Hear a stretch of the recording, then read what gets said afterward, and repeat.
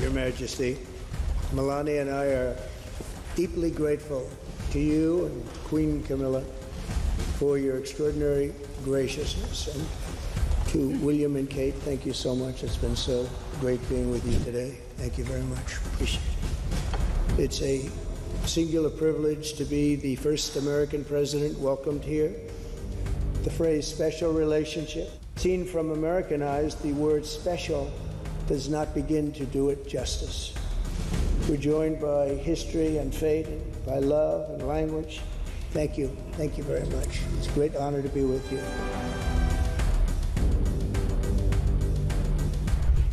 Security remains the cornerstone of this special relationship. We have the deepest, most advanced defense relationship in the world.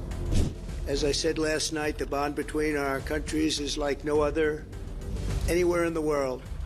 The United States and the United Kingdom have done more good on this planet than any two nations in human history. We are working together to end the humanitarian catastrophe in the Middle East. The one that I thought would... Across the UK, on DAB+, on your smart speaker, on your smart TV, and on your side. This is Talk.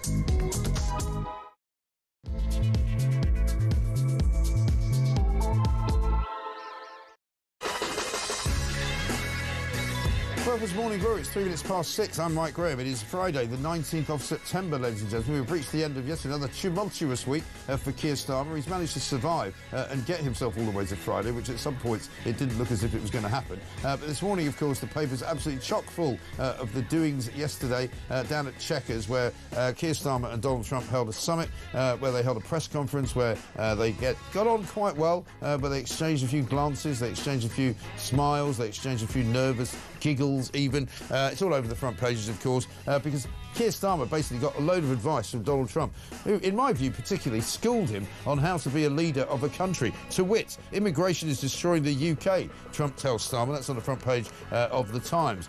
Use the military to stop channel crossings, Trump tells Starmer. That's even the Guardian's front page. Use troops to stop boats, front page of the Sun. So Keir Starmer was yesterday told to bring in the military to stop illegal migration destroying the country from within. So he hasn't got that message yet. He should have. Send in the military to stop the boats. It's a great picture on the front page of the Daily Telegraph, which has got Donald Trump with his arms sort of outstretched like that, like a sort of messiah, and Keir Starmer looking at him like this. That's the look. I don't know. We're going to be looking at how Keir Starmer reacted to an awful lot of things, because you want to see the look on his face when one of the journalists asked a question about Lord Mandelson. He literally looked like he was going to have a heart attack. Trump shows PM who's boss, is what it says on the front page of the Daily Mail. He urges Starmer to use the military to stop migrant boats, brands wind farms an expensive joke, praises North Sea oil. But then he said he doesn't know Peter Mandelson, and he ducked the question on Jeffrey Epstein. So, all in all, it was a fairly tumultuous couple of days. It was a fairly entertaining couple of days. It shows you just how power really works. I mean, Donald Trump only flew in, I think, on Tuesday night, and then he flies out on Thursday, and it felt like he'd been here for the whole week, dominating the airwaves and all sorts. So we've got that to do. Charlie Rowley's here with us. Very good morning, Charlie. And we've got loads of other stories to talk about as well. Anemic growth coming our way.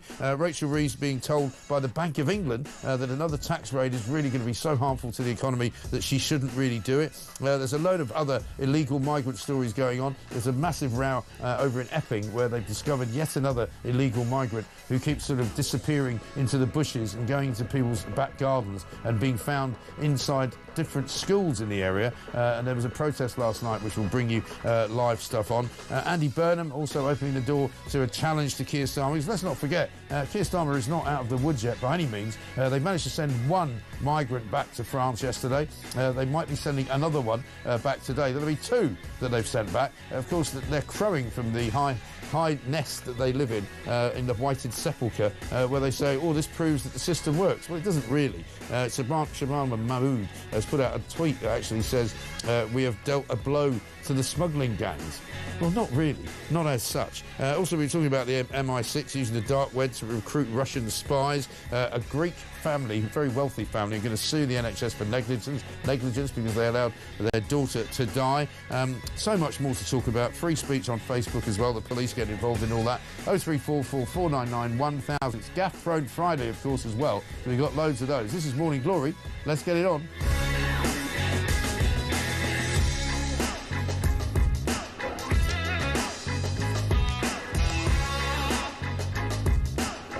Let's start it off with a message from Graham in Enniskillen, who has said this. I was watching the press conference yesterday with Donald Trump and Starmer, and one part had my blood boiling when Starmer again said that England has free speech, which is a blatant lie. Tried telling that to Deborah Anderson, the American lady arrested by Thames Valley Police for a hurty tweet. Luckily, the Free Speech Union got involved and got the case dropped, but Thames Valley claimed they deleted the file, so they couldn't even tell her what the accusation was. Well, that's another story we'll talk about a little bit later on in the show. But Charlie Rowley's here. Charlie, very good morning to you. Morning. It was all very, very exciting, wasn't it, the last couple of days? You know, Windsor, with all the pomp and ceremony, the state banquet, we talked about that a lot yesterday, and then yesterday down at Chequers. The first thing that struck me was, I don't know whether you remember Keir Starmer saying at the beginning of his premiership that he took down the portraits in the study in Downing Street because he doesn't like people staring at him. He doesn't like people staring down at him from, you know, the study in which he works, right? So he had to take all the portraits down because he likes landscapes. The first thing I spotted when he was in the sort of the drawing room of Chequers is basically portraits everywhere.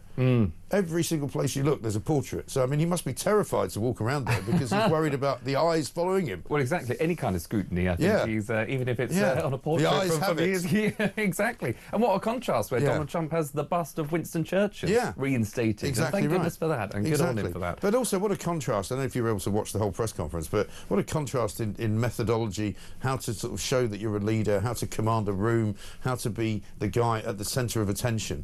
Starmer just looked like a little boy there, didn't he? Yeah, I mean, he's walking a tightrope the whole time, Starmer. You know, he doesn't want to annoy, obviously, Donald Trump, you know, for lots of good reasons. Least of all the trade deal that they were there to announce yesterday, but obviously the Mandelson situation, you know, lots of questions still around Sir Keir Starmer. Well, yeah, there's what loads. he knew and what he didn't. Because there's lots of people on the Labour side who I think, you know, they were saying sort of collectively last night, once the Marine One had flown away off to Stansted Airport to take the President and his wife back to Air Force One, that, you know, they'd probably be having a glass of gin and tonic and going, crikey, you know, that seemed to go okay, because it sort of did go okay. I mean, the Mirror have done that. The Mirror have got a front page which basically says, you know, thank goodness that's over, because I think that's probably the way they felt inside of Downing Street. And if you'd been sitting there as an advisor, you'd probably go, well, we seem to get away with that one. Yeah, definitely. I mean, especially if you're working for Sir Keir Starmer, you think, right, thank God, you know, that is over. But, you know, for the UK, I mean, what a terrible indictment that is, that we've got to think, oh, just we're getting by, or thank goodness we live to fight another day. That's not the way you should be running. Number 10, 14 months into your premiership. No, and not when you're hosting the President of the United States, the most powerful man in the world. You should at least be showing that you're kind of, it's your house, as it were, and you're in charge.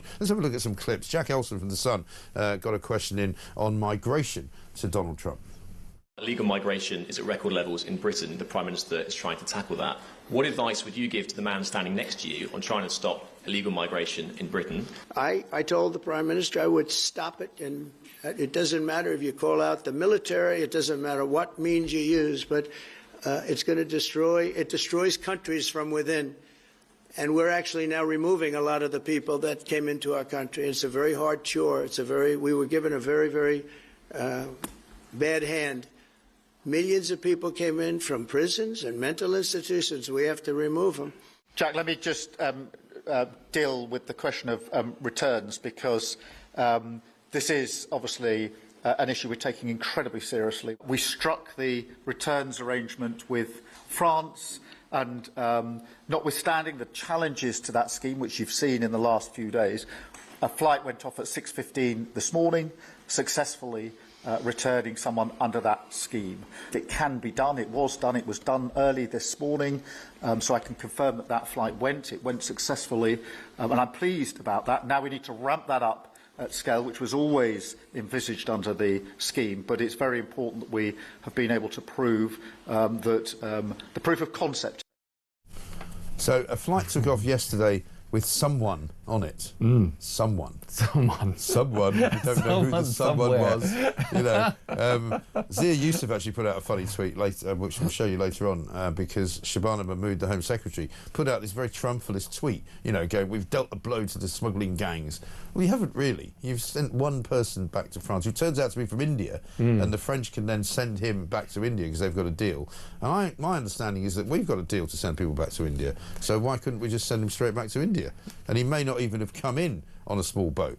But again, we won't probably be told the facts of it by the government, will we? Well, exactly. And, you know, how is it the case that France has been able to get these returns agreements in place and we seemingly don't seem to be able to? But you're right, you know, just someone somewhere, and one person has been returned, well, you know, whoop-de-doo. Somewhere over the rainbow. I mean, apparently the guy from Eritrea who was sort of avoided being sent back on Wednesday is apparently going today. So they say. Yes, but whether that ends up happening, we'll see. So then it'll be two. But listen, have a look at this triumphalist Shabana Mahmood Twitter tweet that she put out.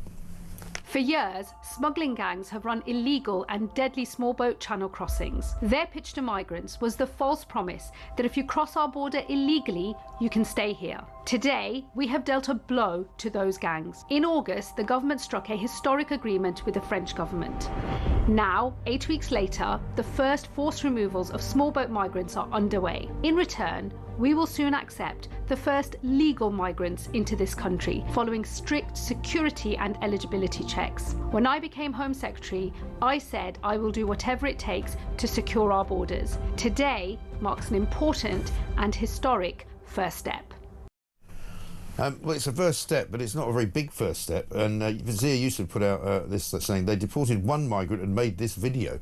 One migrant, 1.2 million videos to go. Exactly. Because that's the problem, isn't it? And the other thing is that we've got a boatload of them coming in, apparently. Well, not I say a boatload, actually a plane load, coming in on Saturday. Tomorrow, there's a flight leaving Charles de Gaulle Airport with an Air France logo on it, with a load of migrants coming in. We don't know how many, but the people who have been sort of pre-approved, if you like, for staying here, who will never leave. Yes. And so it's not one in, one out. It means we've still got more people. Exactly. I imagine it'll be a full plane because the French seem to be able to, when they want to do things. Yeah. Obviously, they haven't had much will to try and help the UK in stopping the small boats coming into the UK because they still probably want to punish us for Brexit. Yeah. But you can imagine them standing there, Neil. Just put them all on. Just fill the plane up, send it up, and you know, and that's the thing. And I'm reflecting just watching that video of Shabana Mahmood because I don't know if I've been, in my criticisms, maybe too harsh on Yvette Cooper, who obviously was moved out of her role. I don't think I was, but just watching, I mean, you must, a penny for Yvette Cooper's thoughts, because obviously Shabana Mahmood hasn't just done this within the space of 2 weeks. No.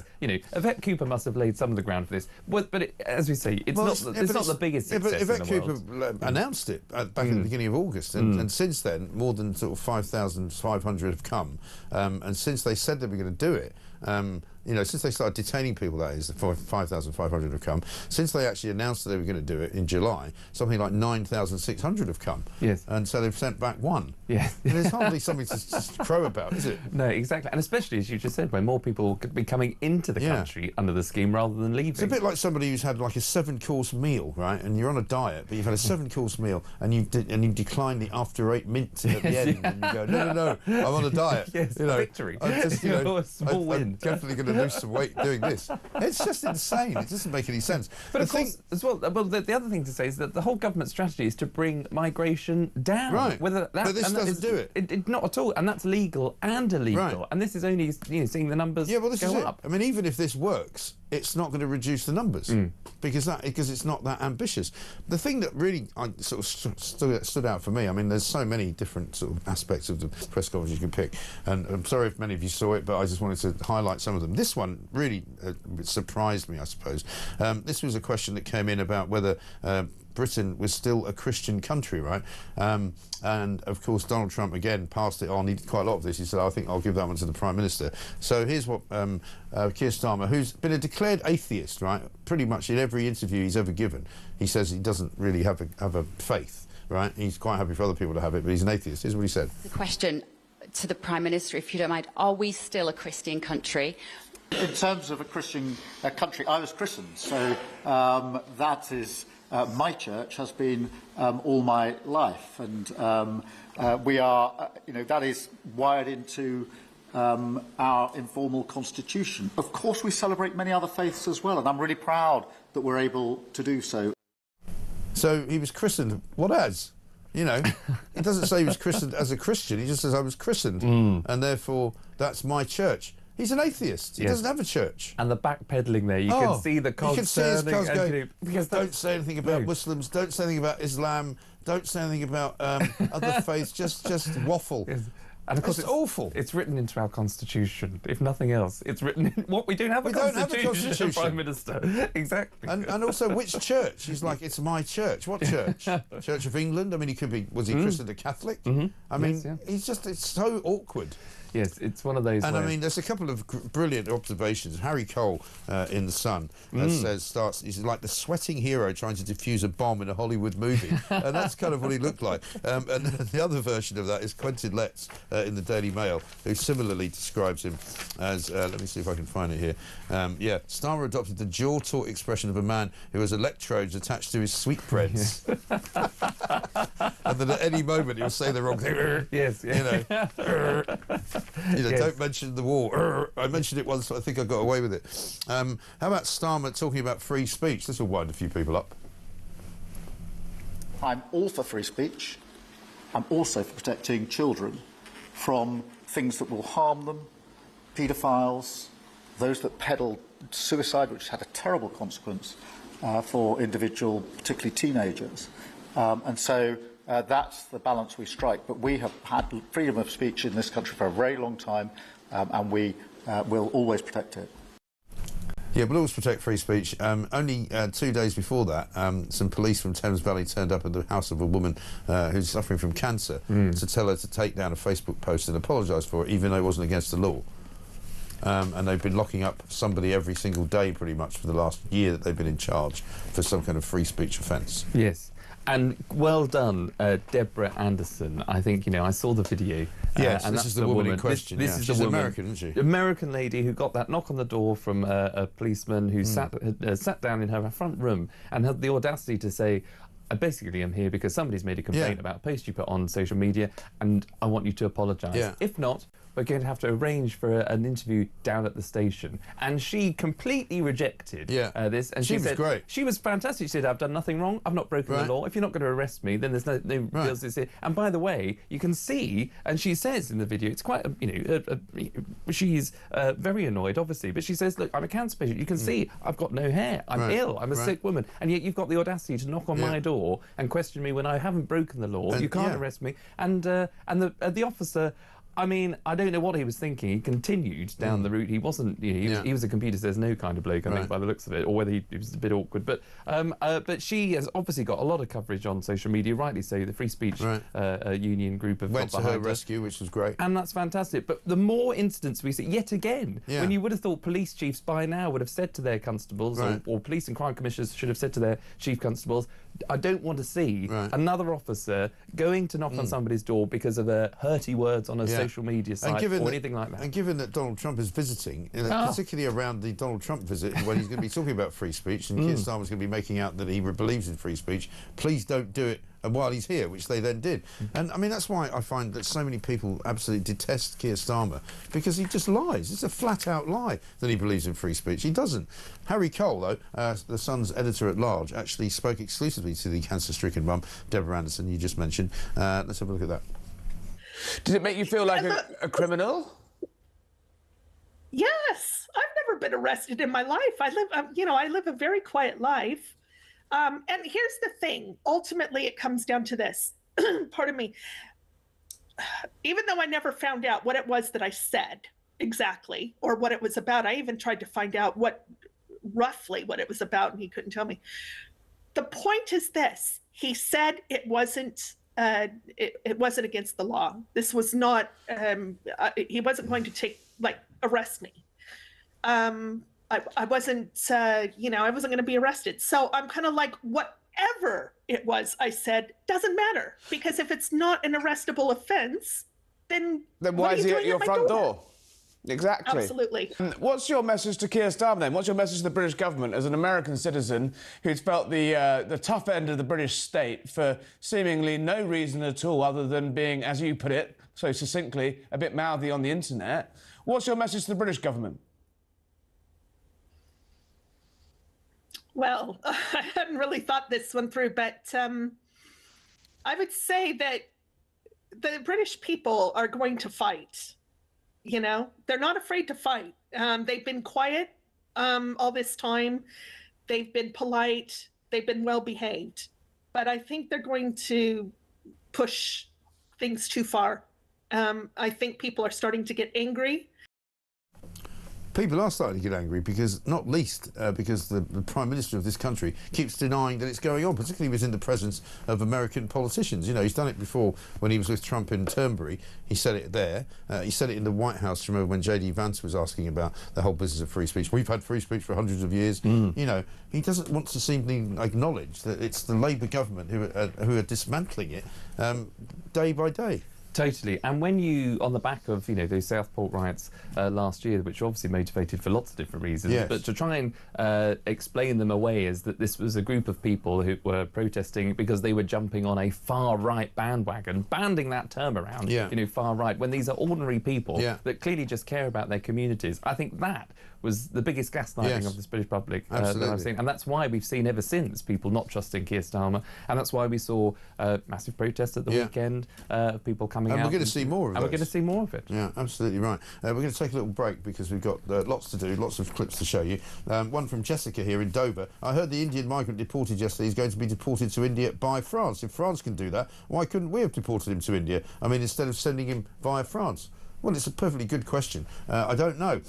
Here's one from Barry who said, "Morning, Mike. Starmer proved what a liar he is again. He said yesterday he is a Christian, yet in 2021 he told the Times that he was an atheist." Well, he tells everybody he's an atheist. You know, the guy can't tell the truth. Every time he gets asked a question, he gives a different answer. Morning from Mike and Charlie, says Anne in Devon. I suppose even this government can ramp something up from 1. They will think we should be so happy with that achievement. What success? Thanks for a great show. Yeah, 1. I mean, you can imagine the guy standing at Heathrow with a clicker. You know, when you let people into like venues and you go, and when you get to 2,000, you stop. You go, right, the venue's full now. He's going to be standing for a long time. You know, click 1. You know, waits for another day. Click 2. You know, what day is it today? Oh, hang on, there's some coming the other way. Oh, there's another 10 coming in. Oh, you got to get rid of those 2 clicks backwards. You know, it's back on Sunday. 1. Click. Yeah, I mean, it's ridiculous, isn't it? Anyway, listen, it's 6:23, back after this.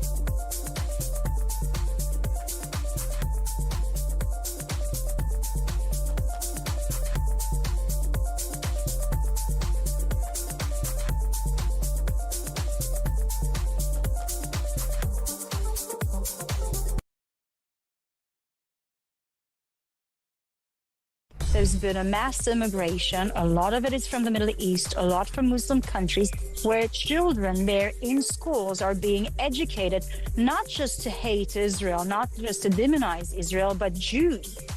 They come into your country with those anti-Semitic perspectives and norms. And when they don't assimilate into your democracy, your tolerant society, and the values that you believe in, then that plague called anti-Semitism is continuing to spread.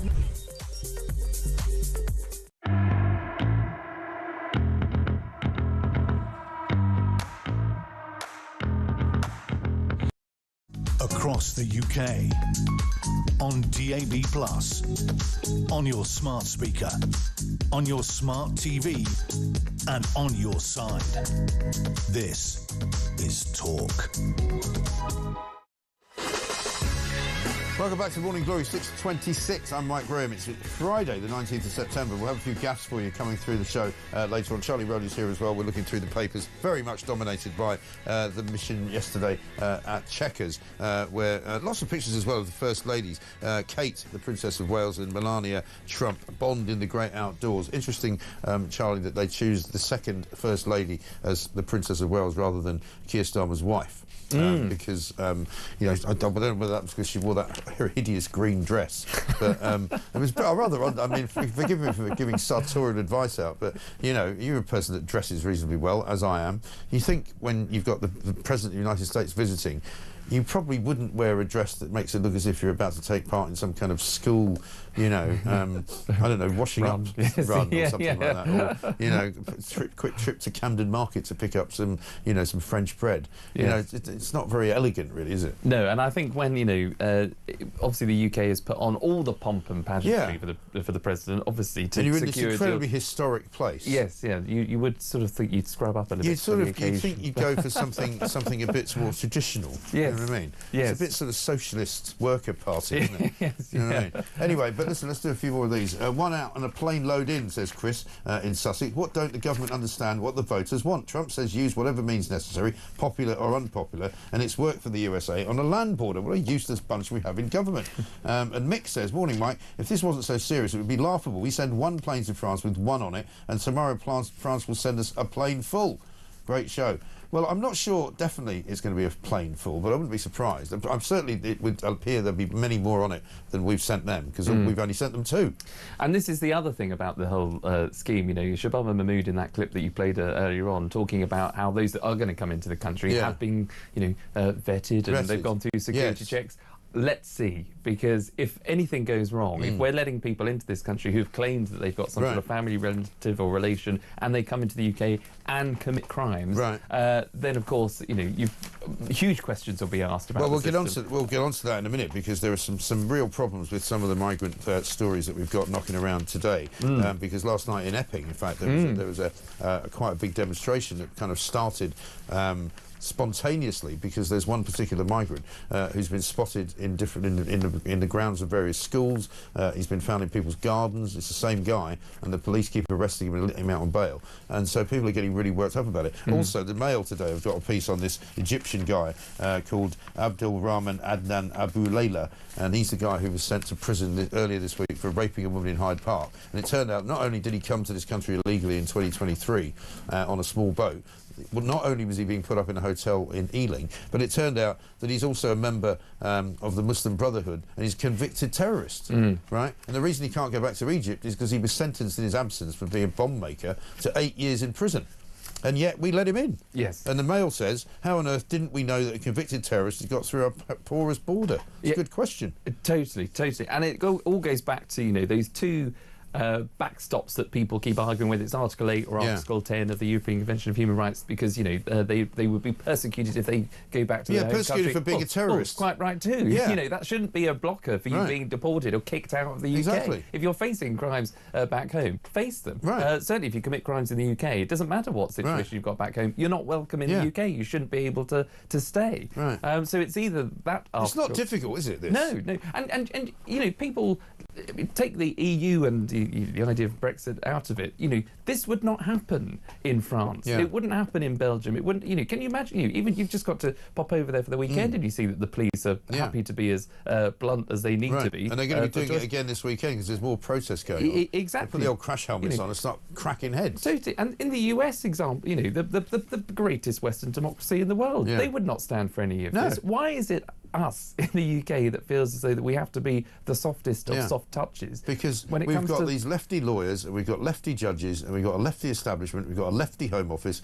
and every single person in the new sort of, you know, running of this country thinks that, you know, illegal migration is fine because they all deserve a chance for sanctuary. Well, not if they're bleeding terrorists, they don't, thanks. Or, you know, murderers or rapists or killers. Yes, yeah. And if I don't want them, thanks. Quite right. Keep them where they are. And if we can't kick them out, we just, you know, and they've been arrested, we release them on bail. Yeah. Well, you wouldn't get bail in any other country. You'd be locked up until, or held, until, you know, actually we can find a plane. Yeah. And I think we had a few seats, you know, the last week. Plenty. You know, plenty to sort of, you know, get rid of you. Exactly. Yeah, I mean, they should have a standby list, shouldn't they, of, you know, terror. Standby list, so if some court stops them from taking one person, you should put another one on. There should just be, you know, there should be literally a list as long as your arm of people that are undesirable that we don't want in the country. Let's get a voice note from Simon.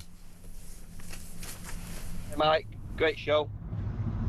I just fear that Labour will use this winter as a way of saying that the boat crossings have been reduced when the weather naturally gets worse with the winds shooting up. I have a small fishing boat myself and we can't go out in anything over 10 mile an hour. Well, obviously over the course of winter, the wind jumps up significantly and it will reduce boat crossings. And I just fear that Labour will jump on the back of that and start going, well, we've already reduced the numbers. And the facts are, it's because it's winter. Thank you, bye.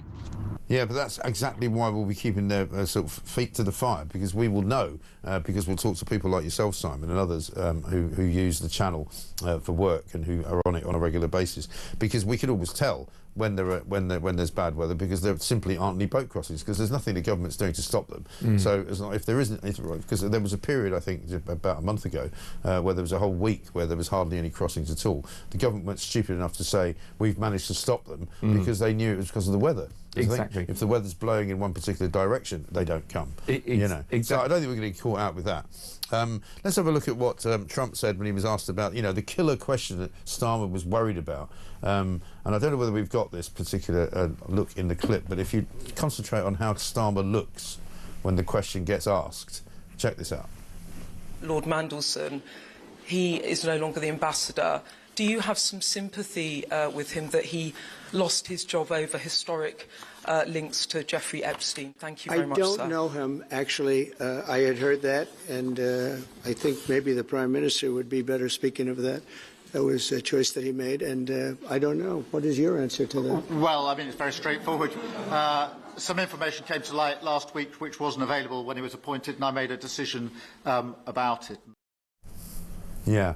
There's another clip which we're going to get where you can see his eyes kind of widen when you can see that he's been given the hospital pass by Trump, and he just doesn't know what to do, and he's just kind of like, oh God, this is not what I wanted to be sitting doing, you know. And you can imagine behind closed doors, it's one where in order to get on the president's good side, you know, number 10 have said, don't worry, any questions about Mandelson or Epstein, just pivot to the Prime Minister. He will be able to bat it away and say, so it was almost as a way to try to, you'd sell it to the president. A way of protecting him. Protecting himself, actually. Yes. It's more Starmer protecting himself, because he wouldn't want Trump to go off on one.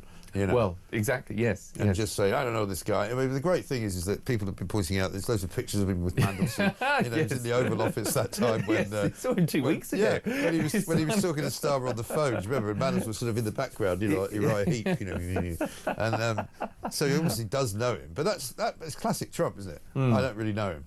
Yes, you know, not my problem. Yes, I don't know who that guy is. Yeah, it was the Prime Minister who appointed him. Over to you. You're better placed. Yeah, it's your job. Yes, your ambassador. Your problem. No, I don't know. Yeah.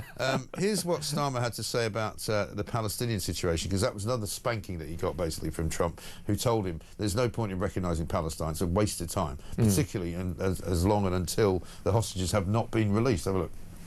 Let me be really clear about Hamas. They're a terrorist organisation who can have no part in any future governance in Palestine. And what happened on October the 7th was the worst attack since the Holocaust. We have extended family in Israel. I understand firsthand the psychological impact that that had across Israel. So I know exactly where I stand in relation to Hamas. The psychological impact. There was hundreds of people murdered. I mean, and Trump sort of pats him on the back in a rather patronising way, you know, which is also classic Trump. It's just it's been a remarkable couple of days, really. And if you were in, you know, Starmer's Downing Street staff, you'd probably go, actually, the week started off a lot worse than it ended. You know, because they'll be sort of, you know, coasting the boat into the sort of the harbour today, thinking, you know, we got away with most of that week, really. Yes, and there's always, I suppose that the best way to put it is however bad the news is, even if it is relation to Jeffrey Epstein, and who obviously had connections to Prince Andrew, but when things go bad, deploy the royal family. Yes. And that can sort of, you know, buy you a bit of time. But what does that tell you about the wrong approach that Labour have got about British tradition and British history and all this stuff, like just earlier in the week when Starmer was talking about how the flag represents diversity in Britain, and it doesn't. You know, people in Britain know what it represents. It represents the traditional country that we were born in, that we live in, and that has the greatest history of any European nation, and has got places like Windsor Castle, has got the only kind of proper working royal family, and has the Empire and the Magna Carta, and all the great things that people love about British history. You know, it's not about bleeding diversity at all. And that's why they don't roll out diversity when they want Donald Trump to pay attention. They roll out the royal family. Yes, yeah, exactly. And you know, to be fair, King Charles was in great form. He did very well, actually. He did very well. Yeah. And you can see that the two of them, even though they've got their differences, you know, King Charles is you know, he's very pro-environment. Yeah, he's a bit woke, so he's slightly woke. You could argue for the royal family in the traditions so is William. Of the UK. I mean, William's, you know, very into net zero and all this kind of stuff, you know, in the environment. Let's have one final one on classic Trump, this one. This is on Jimmy Kimmel, the American comedian who's had his show cancelled because of something he said about Charlie Kirk.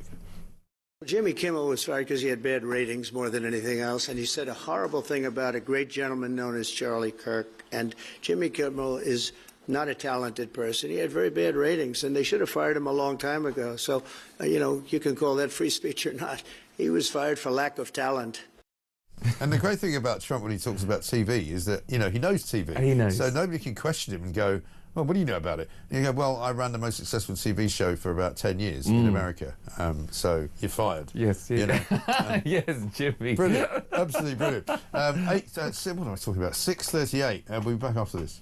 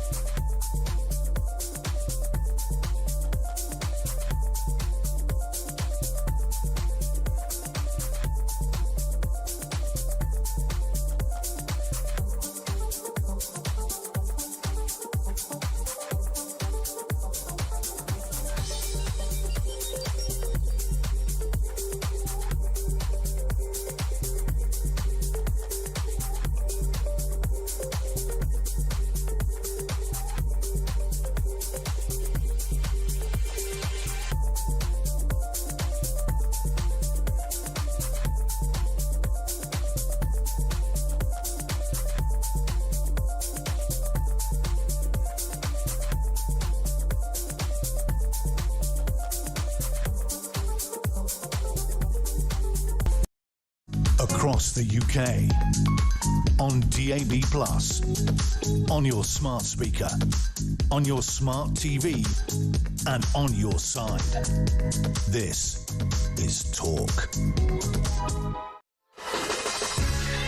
Welcome back to Morning Glory. It's 6:41, very nearly. Charlie Rowley's here with me. We're looking through the papers. Some very funny stories as well, outside of the Trump axis and outside of what happened yesterday at Chequers. We should kick off perhaps with Ed Davey, who apparently in the midst of all of it decided to, boycott the state dinner, state banquet, because he said that he thought he would send a message to Donald Trump. And I think if you asked Donald Trump who Ed Davey was, he'd go, I don't know him. You know, it'd be the same as old Mandelson, you know. But he appeared on Piers Morgan Uncensored this week, and he was asked repeatedly whether a woman could have a penis, and he seemed to find it difficult to answer. In May 2023, you told LBC that women quite clearly can have a penis. Well, actually, I didn't say that. What did you say? I was responding to a question. And what I actually said was that the vast majority of people identify with the same gender they had at birth. But there are a few who don't. For the record, do you believe women can have a penis? For over 20 years, we've had a Gender Recognition Act which has said that people who want to change their gender can do so. But do you believe that women can have a penis? I've explained that I think the vast majority of people have the same gender. Not people, women. Can women have a penis? So what I'm saying is... Well, can they or not? Listen, I'm answering Why are you my squirming? question. I'm not squirming at all. But I don't think I don't believe that any women can have a penis. You seem to think that some can. Well, I go back to what the law says. The law is really clear. It's one of the reasons why when the Supreme Court made its ruling, which some people didn't like, I said we accept that ruling. So you now accept women can't have a penis? I accept the ruling of the Supreme Court really clearly. I expect that... So do you understand, notwithstanding what you feel about Trump, do you understand people watch this kind of exchange and they go, what is he talking about? Have you ever met a woman with a penis? Well, no. But oh, there we go. But what does that tell you? 10 times he was asked by Piers the question, and it's ridiculous, isn't it? This kind of squirming that they get involved in because they can't stand what's going to be said when they go back to their party, and some maniac says, you should have told Piers Morgan that he was being transphobic. They're so worried about it, aren't they? Well, absolutely. First of all, do not mess with Piers Morgan. Don't you enter that sort of den of political interrogation and not have and not have a proper answer, and not even try and explain what it is you're talking about. He just clearly didn't want to pick a side because he obviously has members and supporters that do think that you can be transgender. But instead of being a leader and saying, look, this is the law, and therefore this is what I believe, right? Even if I thought before that I had some sympathy with women who wanted to, or men who wanted to be women, unfortunately the law says that a woman who is not born biologically a woman is not a woman. Simple as that. Yes. And then you get away with it. Yes, yeah. But you talk about penises. No, and I imagine Ed Davey with his team of advisors, who would have tried to go into that interview. Lib Dubs would have tried to go into that interview grandstanding to say why they've taken such a stance against going to the banquet and why they have the moral superior high ground. Because it's common sense again, isn't it? Here's another one that's got a lot of traction, actually, funnily enough. This is Harry Cole again, interviewing our very own Jeremy Kyle just the other day. It's starting to feel to me you're ready to be the man in the arena. Really? Listen, you were at the Reform conference last week. You hosted it. Did you get a flavour of that? Do you like that? I'm very honest about that, and I think maybe also it's to do with being really old. 60, you're supposed to say, "I don't look it, Harry." Brilliant. Let's crack on. I was told never to be afraid of dead air. Hey, good boy. Who told you that? You sound like a politician, Jeremy Kyle. Just tell us, are you running or not? We'll see. Politicians answer. We'll see. As a result of which, now every newspaper has written a story saying Jeremy Kyle could run for to be an MP for Reform. We're going to speak to him later on the show. But I mean, this is how exciting people are about Reform. Yeah, no, and look, if he was going to do it, I think he'd be great. Yeah. Because well, judging by the reaction, a lot of people have said, yeah, go for it, Jeremy. There are some who say we don't need people like that there, but actually, ordinary people who are sick to death of politicians are going, yeah, this is a great idea. Yeah, and look, who better, in a way, to have someone that's obviously had the career that he's had, that's actually met real people. Well, how many times do we say, you know, the problem with politicians is they don't know what the real world is like. They don't understand. They've never had a proper job. They've never had to actually worry about putting a roof over their head or pay the, you know, the family tax bill because everything's paid for them. So I think Jeremy Kyle may be a very interesting choice for reform. Yeah, totally. If he chooses to go down that route. We'll talk to him a little bit later on. We must also talk about this ridiculous party that involves Jeremy Corbyn and Zara Sultana, otherwise known as Jezbollah to some, or the Fruit and Nut Party. I think it's still called Your Party. I'm not even sure they've decided what to call it. No, but they seem to have run into a bit of trouble. Well, more. You know, who'd have thunk it? You know, the whole launch of this new party, where Zara Sultana launched it without any agreement from, it seemed, Jeremy Corbyn, even though they were plotting. Said they were going to be co-leaders, and he's going, "Hang on, I didn't agree to that." Exactly. So it got off to a faulty start in the first place. Now, Zara Sultana feels as though she's been isolated by those who are running. Yeah, she's called it a sexist boys' club. Sexist Boys Club, which prompted her, because of the isolation she felt, to send out a link to its members to say, please sign up and join this particular list. And by the way, just to sort of, you can contribute 55 quid whilst you're at it. That'll be lovely as a sort of proof of engagement with membership. It's now a two-tier party, isn't it? Exactly. Effectively. So you've got people who want to join it because of Jeremy Corbyn, and there's now two places you can send money. And nobody knows what's going on. No. And Jeremy Corbyn's side of the party, the left of that party, emailed out members to say, ignore that email that you just got from my co-leader. And now she said, shambles, isn't it? Well, the greatest thing she's now said, she's called for Mr. Corbyn to meet with me, to meet with her. Well, you're supposed to be co-leading a serious political movement. They don't speak to each other. They sort of communicate online only. No. On social media. And this will only benefit, I think, Zach Polanski. I think he's the newly. He's of course famously the former hypnotherapist who believes that he can make women's breasts larger simply by hypnotising them. Yes. I'd certainly vote for that. About this, there are further questions over the future of the new party after papers filed with Companies House revealed that Mr. Corbyn had ceased to be a person with significant control of it. It's literally like Dave Spartz, or Citizen Smith. I don't know if you remember that show, very long time ago, of this kind of guy who lived in Tooting, and it was always power to the people, but it was a sort of comedy show because the guy just had an ordinary job and didn't have any power at all, but he was a massive socialist. Well, the only man that I know from Tooting, or used to represent it, is Sir Sadiq Khan. Who he hardly ever mentions that he's from Tooting, does he? Yeah, not these days. No. They're the highest paid politician in the country. And I'm delighted that Donald Trump, on the way back yesterday, was able to make it clear that it was because of him that Sir Sadiq that he was banned, was not allowed to come to the state banquet. Which might explain which explains why Sadiq Khan is a poisonous little character, because that was why he gave an interview to The Guardian about how terrible Trump was and what a dangerous and sort of divisive character he was, which was really unhelpful to Keir Starmer, actually. Totally. And if you're going to try and be collegiate in the Labour government and Labour Party, then that's not the way you should behave, is it? Yeah, totally. And look, one of the criticisms labelled at Trump, and I think there's some argument that he's obviously very image conscious about his administration, about him as an individual.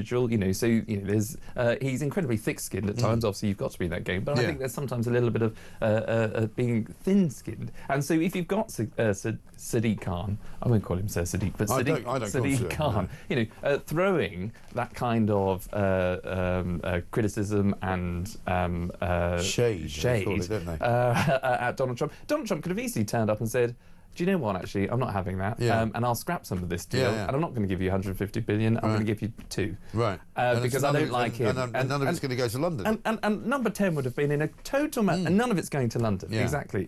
Total meltdown could have ensued because of one man's short-sighted, short-minded, short-arsed, sorry. Sorry, my apologies. Short-tempered intervention. Yeah, exactly right. And by the way, you should concentrate a bit more on building the houses that he keeps talking about, because the number of houses that have been built, I think, rank in the sort of double figures as opposed to the millions. And cutting crime and all the rest of it, stopping the phone snatches, the bag snatches, the bike snatches. Absolutely. There's plenty to be getting on with. Ridiculous. Exactly. Yeah, get on with your job. Let's get a voice note from Liam. Good morning, Mike. Liam in Folkestone. So we sent one person to France yesterday. Whoop-de-doo. Do you know how much that cost? I can't even fathom. But so tomorrow then, when the Air France plane lands in Heathrow, will just one person be on it? There better be, but you can bet your bottom dollar there'll be 300 odd. Anyway, have a great day. Cheers, Mike. Liam, thanks very much indeed. This from Sean, who says, we'll get a bank holiday if they deport 2 on the same day. We probably will. And if we keep returning small boat migrants at the present rate, i.e. 1 week, says Peter, or 1 a week, it'll take 50,271 weeks to remove those who arrived in Starmer's first year as Prime Minister. To put it into perspective, that's almost 967 years. Right. So we'll be going for a while then. That's quite a lot of second terms, isn't it? 967 years, that's brilliant. That is absolutely brilliant.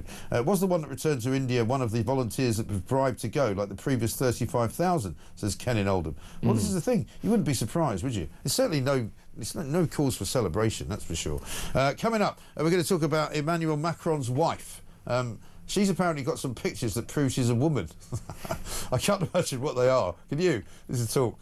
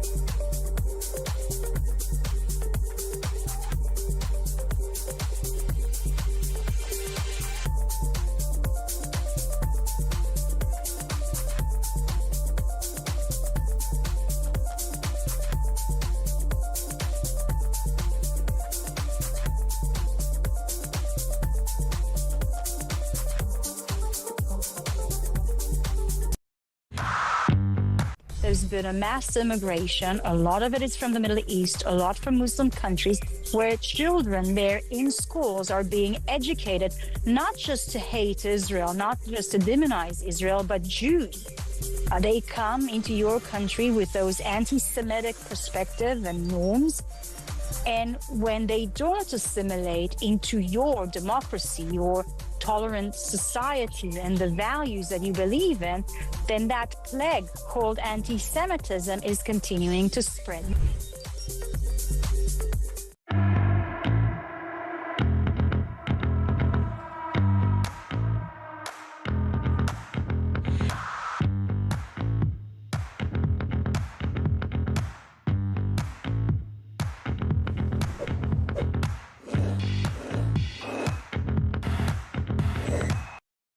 Across the UK, on DAB+, on your smart speaker, on your smart TV, and on your side. This is Talk.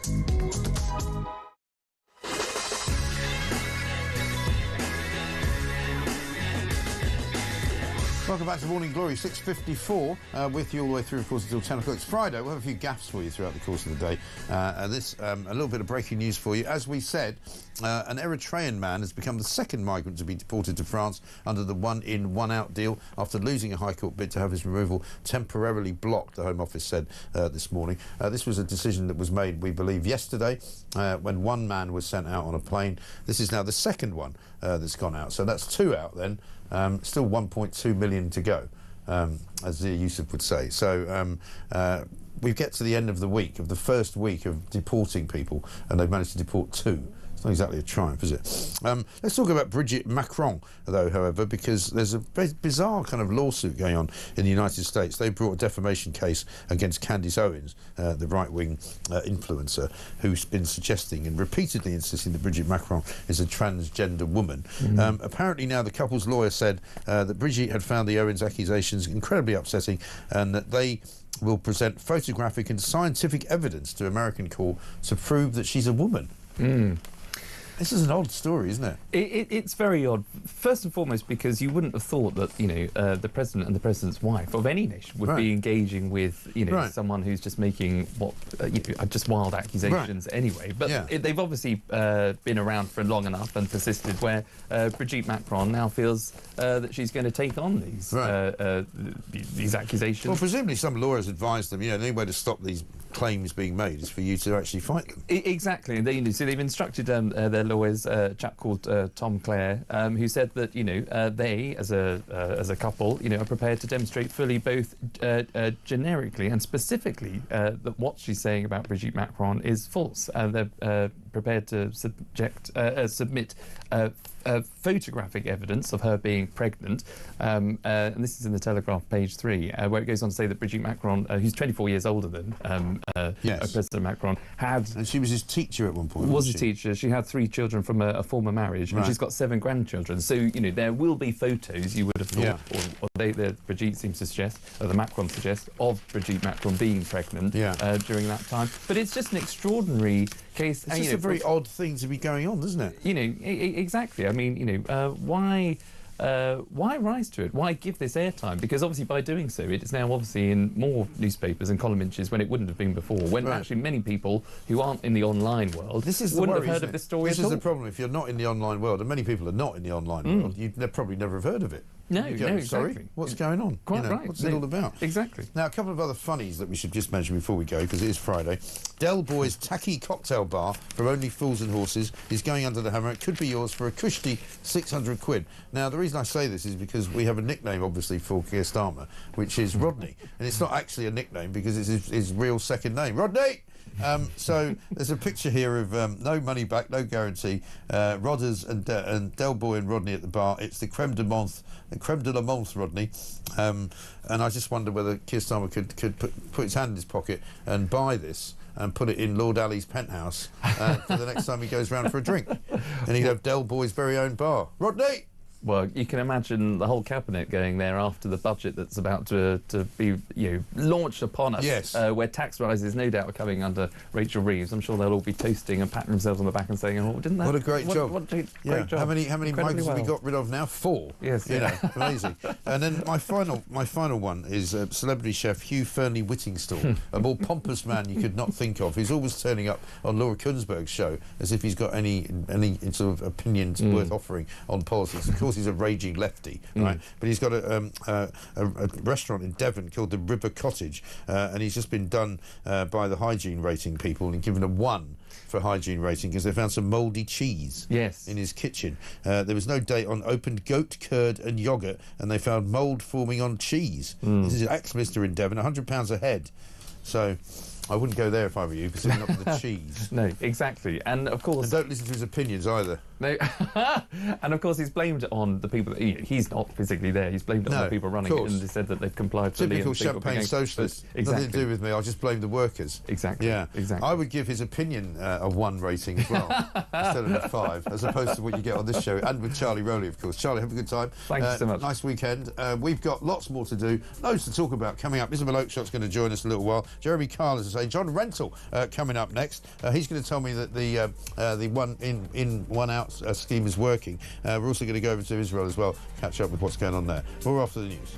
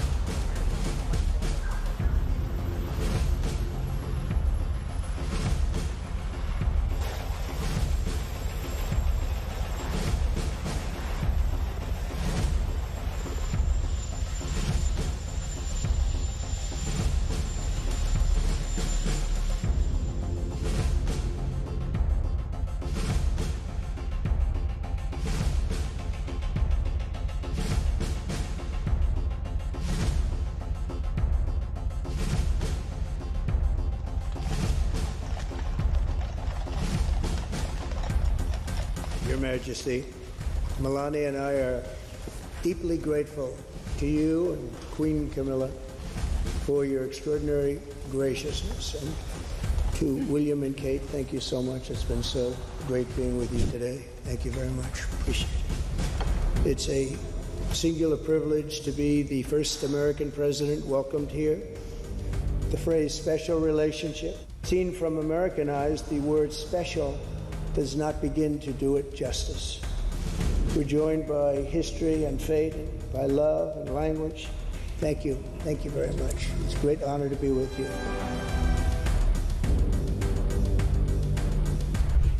Security remains the cornerstone of this special relationship. We have the deepest, most advanced defense relationship in the world. As I said last night, the bond between our countries is like no other anywhere in the world. The United States and the United Kingdom have done more good on this planet than any two nations in human history. We are working together to end the humanitarian catastrophe in the Middle East.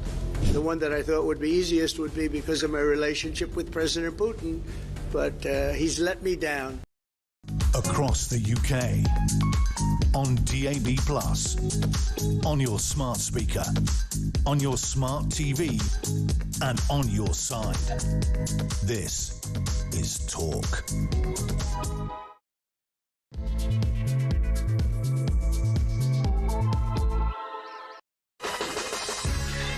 Welcome back to Morning Glory. It's coming up to 3 minutes past 7. I'm Mike Graham with you all the way through, of course, until 10 o'clock. A bit of breaking news for you this morning. An Eritrean man has become the second migrant to be deported to France under the one-in, one-out deal after losing a High Court bid to have his removal temporarily blocked, according to the Home Office. Obviously, there's going to be a plane load of migrants coming the other way tomorrow from France. We don't know exactly how many, but they've already been sort of pre-approved. It's a bit like the pre-boarding thing at EasyJet. You know, you get pre-approved for entry into the UK.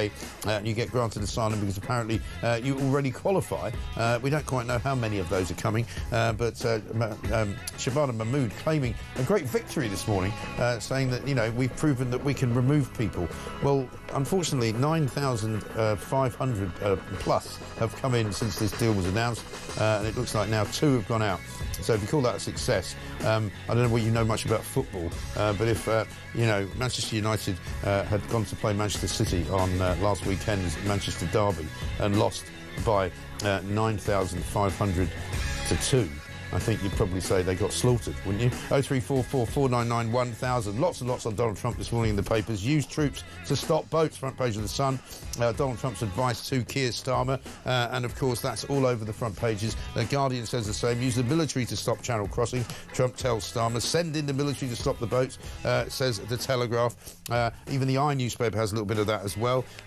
Daily Mail says Trump shows PM who's boss. He urges Starmer to use the military to stop migrant boats. Brands wind farms an expensive joke, and praises North Sea oil, but says he doesn't know Peter Mandelson and ducks the Epstein question. Lots and lots to talk about, lots of great clips that we've been showing you this morning, because I think the general view, certainly in Downing Street, will be that Keir Starmer sort of got away with it, sort of had an OK time.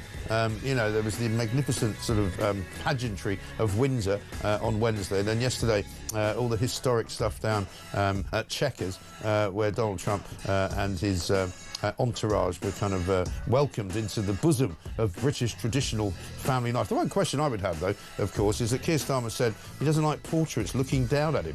Well, the drawing room of Chequers is absolutely chock full of portraits. Doesn't take any of them down. So maybe he's either not quite telling the truth, or it's a two-tier system on portraits. Could that be true? 5 minutes past 7. I'm Mike Graham. Let's get it on.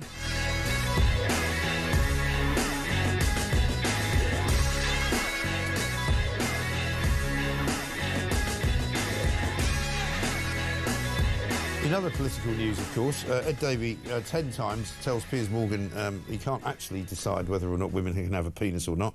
And Jeremy Corbyn's new party appears to be in disarray, which I suppose is more good news for Keir Starmer. In more bad news for Keir Starmer, Andy Burnham on the front page of the Telegraph apparently has opened the door to challenge for the leadership.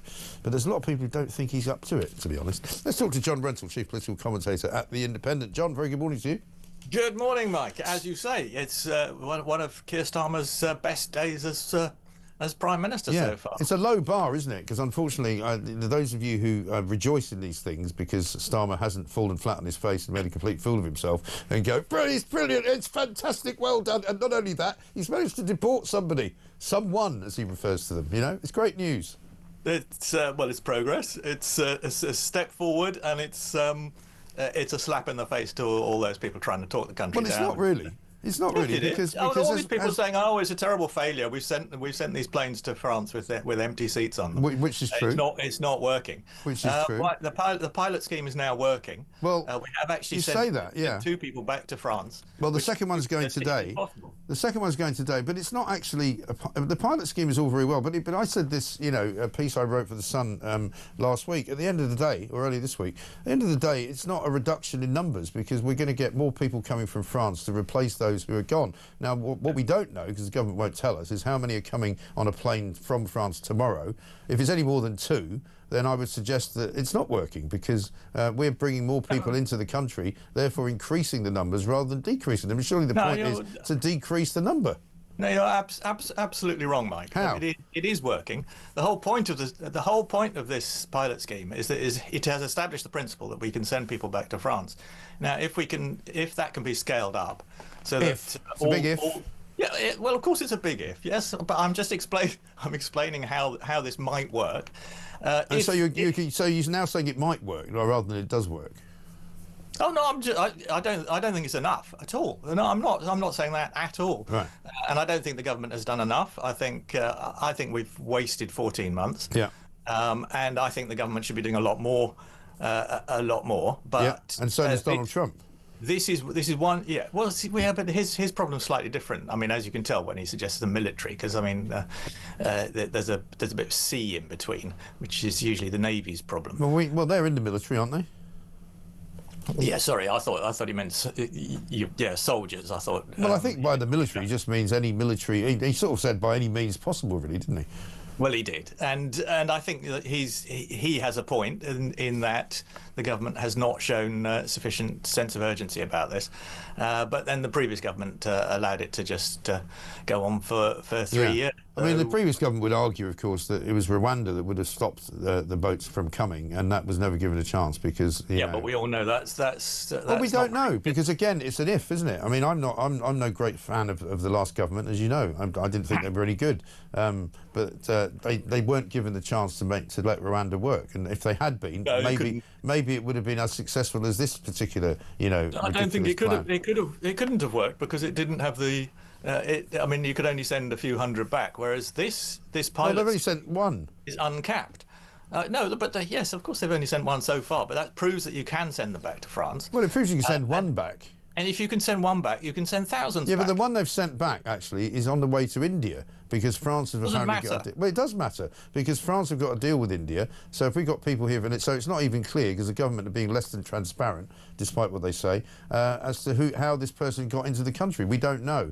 We don't even know if he came on a small boat. No, they came in on a small boat. I mean, that's... They haven't said that. We do know that. Yes, they have. Said that. I think they have said that. Anyway, I haven't seen that. But the point is, if once you've established the principle that you can send people back to France, then if we can send most of the small boat arrivals back to France, then the small boats will stop. They won't, though, because there's far more. At that point, John, I'm sure you'll congratulate the government. No, they won't. Until then, no, because the principle is incorrect. Because the problem is, as we said at the time, it's actually probably worse. But take any ratio you want. More people have come in than have gone back. Therefore, they haven't said how they pick people out of a lineup when they arrive, for example. They say they've detained about 100 people since August the 6th, right? They've been holding them in a place near Heathrow Airport. Since those 100 people have been detained, there's been another 5,500 that have come in who haven't been detained. So if you're not, unless you're detaining all of them, then you're not winning, are you? No, but the aim is to detain all of them and to send them back. Yes, of course it is. That's the whole point of the why have they only detained 100 then since August the 6th? Well, because they haven't actually got the capacity to send them back yet, because we've only just established that it's possible to do that, and it only applies. But you see my point. The point is that it's riddled with problems. This whole scene, and I would be absolutely in support of it and in support of what you're saying. If it meant anything more than just a handful, because the numbers. But that's the whole point, Mike. It is intended to be more than a handful. Yes, I know. I know it's intended to be. I know it's intended to be, John, but it's not. And as you say, they haven't got the capacity to do it. So it's going to be a very long time. Somebody told me at this rate, it'll take something like 967 years just to get rid of the people that have come here. But this is just pettifogging nonsense. It's not pettifogging. The whole point is it's a pilot scheme. It's testing the principle. Once you can send one back, you can send thousands back. Now, if you can send thousands back, that would be a serious deterrent, and it would stop the boats. I accept that is extremely unlikely, and the government ought to be doing a lot of other things as well. Yeah. But this is one thing that is actually capable of working in principle, and you ought to be encouraging the government for it. I'm not encouraging the government for it because, again, the principle is not to reduce the numbers. The principle is to replace them. To reduce the numbers in the end, Mike. It's because if you well, then scale why? it up Well, so that you send most do you know of them how back. many? Do you know how many people are coming from France on Saturday? Thousands, but I mean, if you can send. I'm talking about on the plane that is being flown here. The people who have been pre-approved are coming here on Saturday. Do you know how many of them there are? No, we haven't been told yet. No, exactly. So depending on how many are coming, we might end up with, say, 10 coming, which would mean we're already -8 because we've only sent 2 there. So the point is that Mike, so you're already building it's the number. It's a pilot scheme. It hasn't started yet. You can't keep telling. Established principles that we can send hang on. back. You can't have it both ways. If we ways. can send more back, then it'll work. Well, no, because when you send more back, they'll send more back to us. That's the way it works. It's called one in, one out. So at the end of the day, even if you send 5,000, hang on, if you send 5,000 back, they'll send us another 5,000 next week. Yes. If we send 5,000 back, then the boats stop. And then we don't send any more back. No, they won't. And they don't send any to us. It's very simple. No, it's not very simple because the deal is with France that they will send us pre-approved asylum seekers who have got a right to come to Britain and live, right? Which is to match the numbers that we send back to them. Yes. So how is that a victory? If the boats stop coming, Mike, then we won't be sending any back to them, and they won't be sending any migrants to us. Yeah, but what makes you think the boats will stop coming? Well, because if we send most of the people who arrive by small boats, then the boats will stop coming. No, I don't agree with that at all because it's a business, right? The people that are running the business are not going to be stopped by some nebulous piece of legislation which says the people are not going to want to come if they get sent straight back to France. That's the very simple principle. Yeah, but that's not what's happening. Precisely what you want to happen, and this is the government attempting to. So you're asking me to believe that they're going to be able to jump the numbers that they detain from 100 to 1,000 to 10,000, and they're going to hold all those people, and then they're going to send them all back, and they're not going to be challenged by human rights lawyers. It's just not going to work. Well, the whole point is that it is starting to work, and if you can send one back, you can send thousands back. I don't agree. That's like saying, if you can teach one person French in 2 seconds because he's a genius, you can then teach 10,000 people French. You can't just, extrapolate it like that. You know that. But I admire your sort of, support for such a useless scheme, but I just don't think it's going to get anywhere. Well, it's got further than anything else has got so far. I mean, there may be other. Well, no, the Tories managed to send sending in the military. The Tories managed to send a couple of people to Rwanda because they convinced them to go. Volunteers. They paid them to go. Well, we don't know if this Indian guy's a volunteer. They haven't said. Well, you could pay people to go. That's fine. I mean, yeah, but they might have paid him. We don't know. We're doing that as well. Yeah, exactly. We don't know if we paid this Eritrean guy. We don't know if we paid the Indian guy. We don't know. Well, they won't tell us. I think we do pay them even if they are enforced.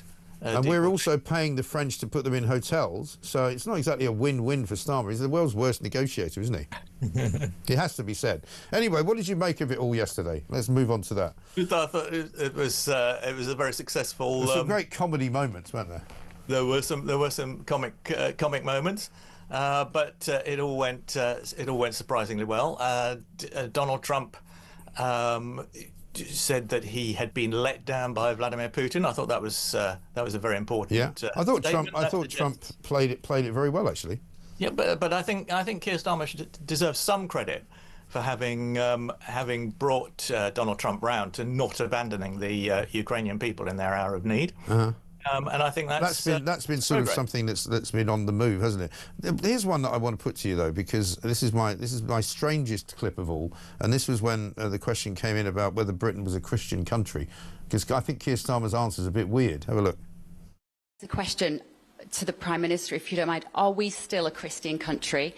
In terms of a Christian country, I was christened, so that is my church has been all my life, and we are, that is wired into our informal constitution. Of course, we celebrate many other faiths as well, and I'm really proud that we're able to do so as a country.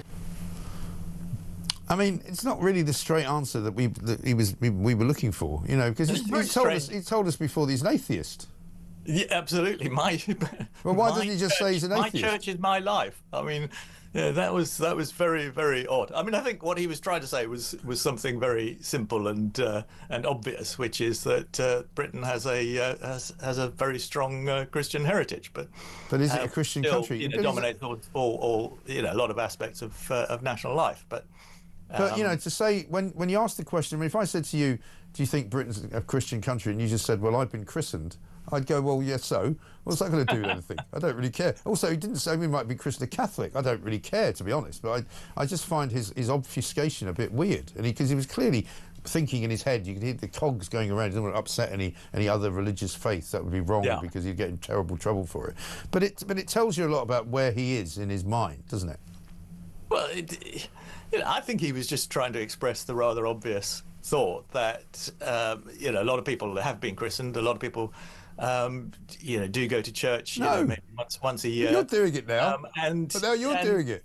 And the king is still the head of the Church of England and all the rest of it. So yes, there is a. This is a nominally Christian country in some sense. Yeah. Right. Okay. Well, that's a slightly better answer than the one he gave, but only just. Because I don't know why people are so frightened of saying it. They're so worried about offending people who might not be Christian. It just seems a bit odd to me. Yeah, well, it's a bit of an odd question to ask, though, isn't it? Because well, a lot of people ask the question. What's it got to do with the Prime Minister? Well, a lot of people who are Christians wonder about whether or not it's still a Christian country, and I think they feel as though the country's kind of religious heritage has been eroded, and that's why they ask the question, and they expect to get an answer from the man who's in charge of the country.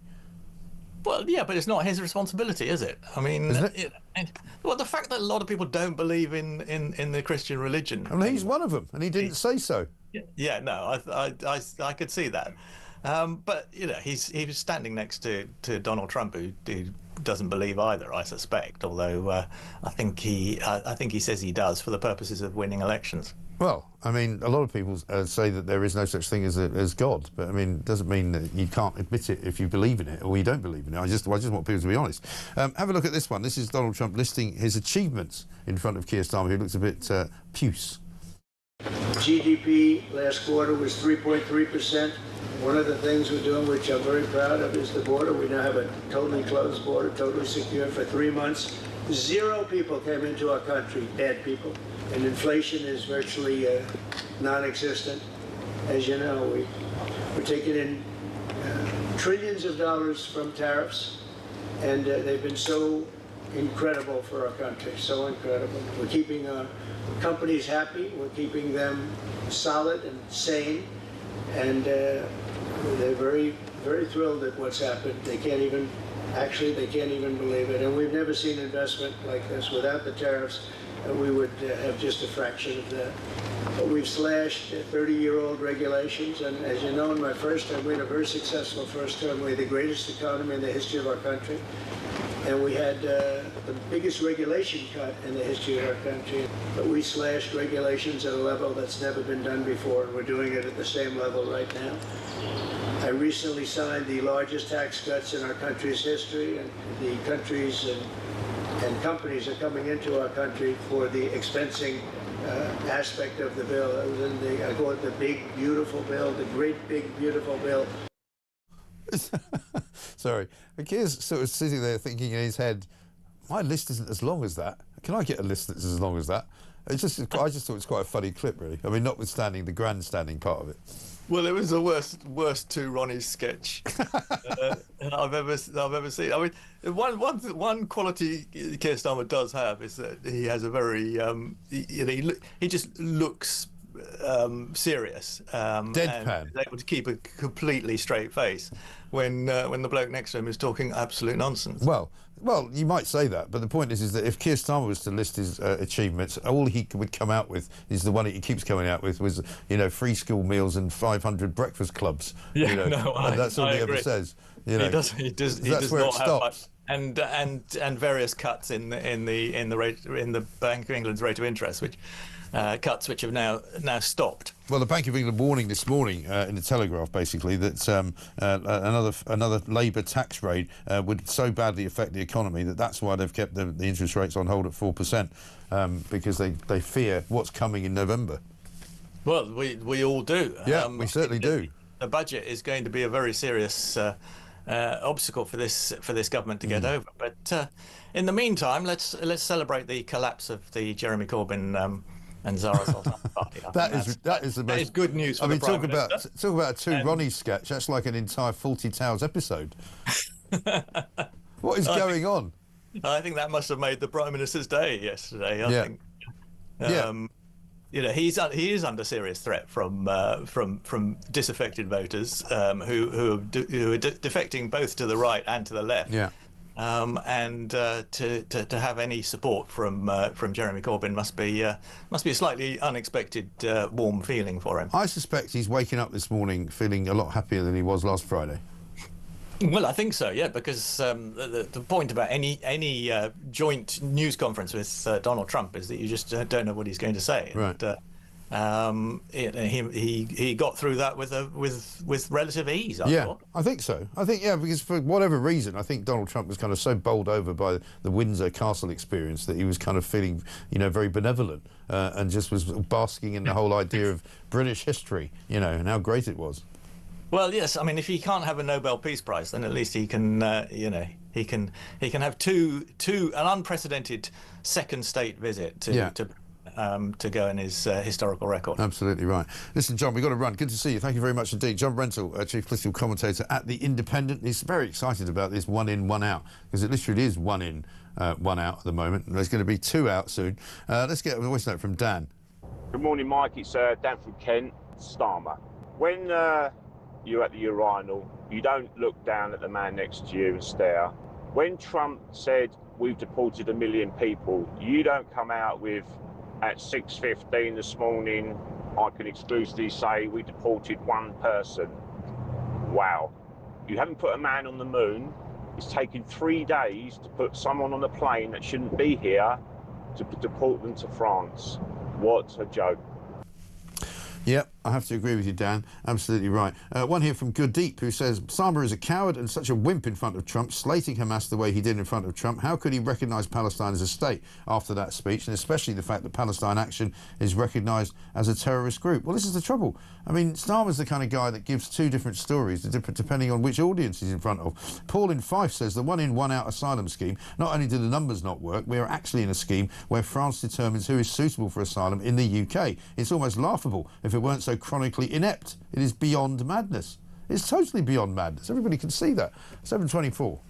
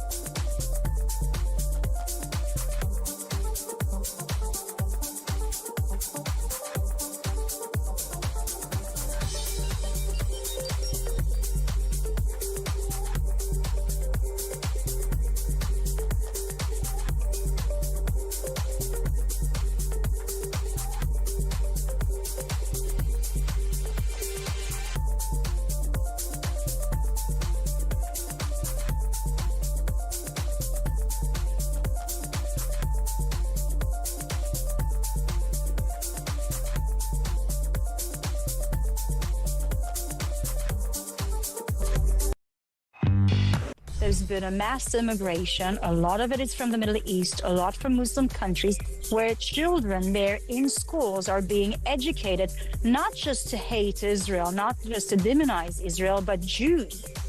They come into your country with those anti-Semitic perspectives and norms.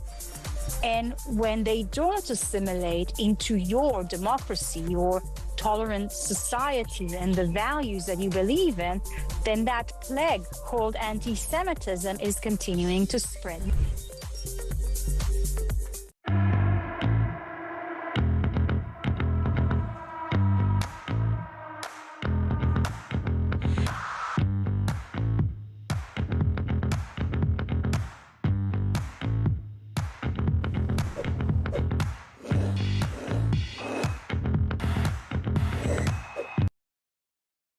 Across the UK, on DAB+, on your smart speaker, on your smart TV, and on your side.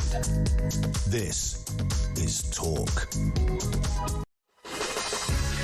Welcome back to Morning Glory, 7:27. I'm Mike Graham, and of course we are here all the way through until 10 o'clock. Jeremy Carl's going to join us a little bit later on the show because there's a lot of excitement going around since he did an interview with Harry Cole on Harry Cole Saves the West the other night, in which he said, let's wait and see as to whether or not he might stand as a Reform MP. This from Sharon in Staffordshire. I think Jeremy Cole would be a good MP for Reform. He would definitely speak up for the British people. And Margaret in Birmingham says, morning, Mike. Go, Jeremy, go. What a great day that would be. JK as an MP. Remember weeks ago, JK saying, watch this space. Well, we are watching, wishing and hoping. Fingers crossed, says Margaret in Birmingham. As I say, we'll talk to Jeremy about it a little bit later on, coming up. Benedict Spence is here in a little while. First, though, let's go across to Tel Aviv, speak to Elon Levy, who is, of course, the former Israeli government spokesperson and host of Israeli State of a Nation podcast. Just before I say good morning to you, Elon, let me just play you this clip from Keir Starmer yesterday on rewarding Hamas. Let me be really clear about Hamas. They're a terrorist organisation who can have no part in any future governance in Palestine. And what happened on October the 7th was the worst attack since the Holocaust. We have extended family in Israel. I understand firsthand the psychological impact that that had across Israel. So I know exactly where I stand in relation to Hamas. Well, he says he knows what the psychological effect of it was. I'm not sure if he knows what the physical effect was, but he's also claiming that he's going to recognise Palestine this weekend. Good morning. Mike, I have no idea whether Keir Starmer thinks that recognising a non-existent Palestinian state will save Labour at the polls, but it will definitely save Hamas. The sheer arrogance to say that Hamas can have no role in governing the Palestinians when you know who disagrees? The Palestinians themselves. Yeah. Hamas is by far the most popular Palestinian party. Poll after poll, its support in the West Bank has more than doubled since the October 7th massacre because that was a popular decision on the Palestinian street. And the reason that that barbaric violence was so popular among Palestinians is because they think the world is rewarding them for it. They see countries lining up to recognize a Palestinian state, not as a reward for peace, but as a reward for the October 7th massacre, and they get the message that terrorism works. This step that the UK is about to take will only make Hamas more popular. The UK is vindicating Hamas's choice of barbaric violence against civilians, and so I'm going to say it bluntly, the blood of Hamas's next victims will be on the hands of Keir Starmer and other Western leaders who are choosing to reward Hamas for those barbaric atrocities and to encourage them to do it again and again. And do you think it's born out of naivety? I mean, he talks about having extended family living in Israel, and his wife is Jewish. Surely he must understand how Israelis feel about living next door to people who want to murder them. You know, what the hell does he think he's doing? I think many of the world leaders who are lining up against Israel are doing it out of malice, but I don't think Keir Starmer is a bad man. I think he's just genuinely misguided and naive. I think Hamas is such a barbaric and twisted death cult that many people in the West are struggling to get their heads around just how evil it is. They can't fathom that Palestinians actually supported that violence, and they can't get their heads around the idea that what they think is a step towards peace is in fact pushing peace further away and condemning the region to more war. It's not too late to stop this madness. There is a petition right now on Parliament's website to try to force MPs to debate this. It still needs more signatures to get to 100,000. MPs who object to this move by the British government to reward and encourage terrorism should have the chance to speak up against this and hopefully bring some sanity to the British government before it undertakes what would be one of the most destructive steps the UK has ever taken in the Middle East, and that's saying quite a lot. Yeah, it really is. And also, there doesn't seem to be any conditions attached to this recognition, as far as I can see, such as we will recognise the Palestinian state when all the hostages are released by Hamas. I haven't seen that as a statement. Quite the opposite. The British government said that the condition was as long as the hostages aren't released, because they threatened Israel that they would recognise a non-existent Palestinian state unless the war ended by September. And that just told Hamas, keep the hostages till September and we're going to give you this massive diplomatic reward. It was encouraging, incentivizing Hamas to keep holding on to the hostages. And let me remind you, Mike, 20 hostages are still alive, but only just. They're starving. They're being tortured. Hamas is threatening to execute them. There are reports it's moved some of them above ground to use as human shields and stop the IDF coming to dismantle Hamas's last strongholds in Gaza City, using the hostages to protect the terrorists against IDF forces. We need massive global pressure to get the hostages out now and to tell Hamas to lay down its arms. And the war can end tomorrow, Mike, on the terms, the same terms the war could have ended on October 8th, 2023. Yeah. Free the hostages, lay down your arms. That's literally all we are asking for. And they don't ever want to do that, do they? Because they know that that would be the beginning of the end for them. Elon, good to talk to you. Thank you very much indeed. Elon Levy there, former Israeli government spokesperson and host of Israel State of a Nation podcast, very concerned about Keir Starmer's apparent indication that he wants to recognise Palestine as a state without any sort of conditions being based on releasing hostages or anything else. A bit of breaking news for you. UK government borrowing was higher than expected at £18 billion last month, marking the highest August borrowing for 5 years. Government has borrowed £84 billion this financial year, £16 billion more than in 2024. Goodness gracious. Richard Tice is going to join us after the break to talk about the level of this borrowing, which is really spiralling out of control. Peter says this. Stephen. Mike, great show as always. Really enjoy your chat. Trump flies home with his royal tea towel, and when he gets to Washington, he says, do I really trust that Starmer? His advisors say, no, don't trust him. No one knows what he stands for. And that's from Stephen in Belfast. And one here from Phil, who says, loving the show. Love the after 8 analogy as well. Every tweet or post liar Starmer post is upsetting to me. Can we have him arrested, please? Says Phil in Nuneaton. Well, believe it or not, about 8 hours ago, he tweeted out a picture from inside the weekend, or sorry, the chat yesterday at Chequers, and he's put jobs, jobs, jobs. And it's a picture of the drawing room at Chequers with all the portraits there up on the wall. And he says that's what today's historic investment from the US is delivering for people across the UK. And I've just said, look at all those portraits following you with their eyes, because there's loads of them there. There's portraits all over the place. He must have been terrified, because he says he doesn't like portraits looking at him from the wall. I mean, what sort of weirdness is that? 7:35.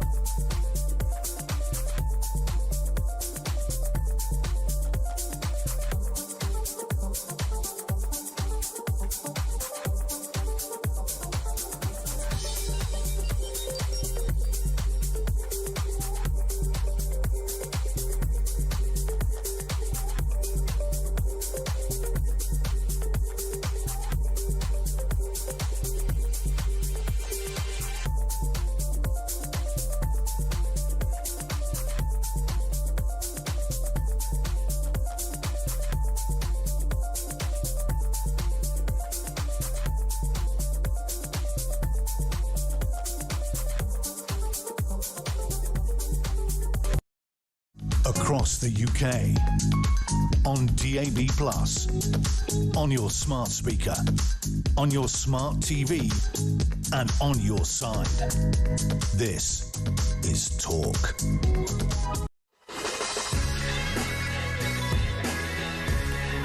Welcome back to Morning Glory, 7:37. I'm Mike Graham with you all the way through, of course, until 10 o'clock. A couple of bits of breaking news this morning. We've got UK government borrowing higher than expected at £18 billion last month, and also an Eritrean man who previously was taken off a flight and not flown back to France is going to become the second migrant to be deported to France under the one-in, one-out deal this morning. He's going to go. So there'll be two people that we've sent out. Just before we speak to Benedict Spence, I got this message last night on Facebook from Rachel. I just want to read it out.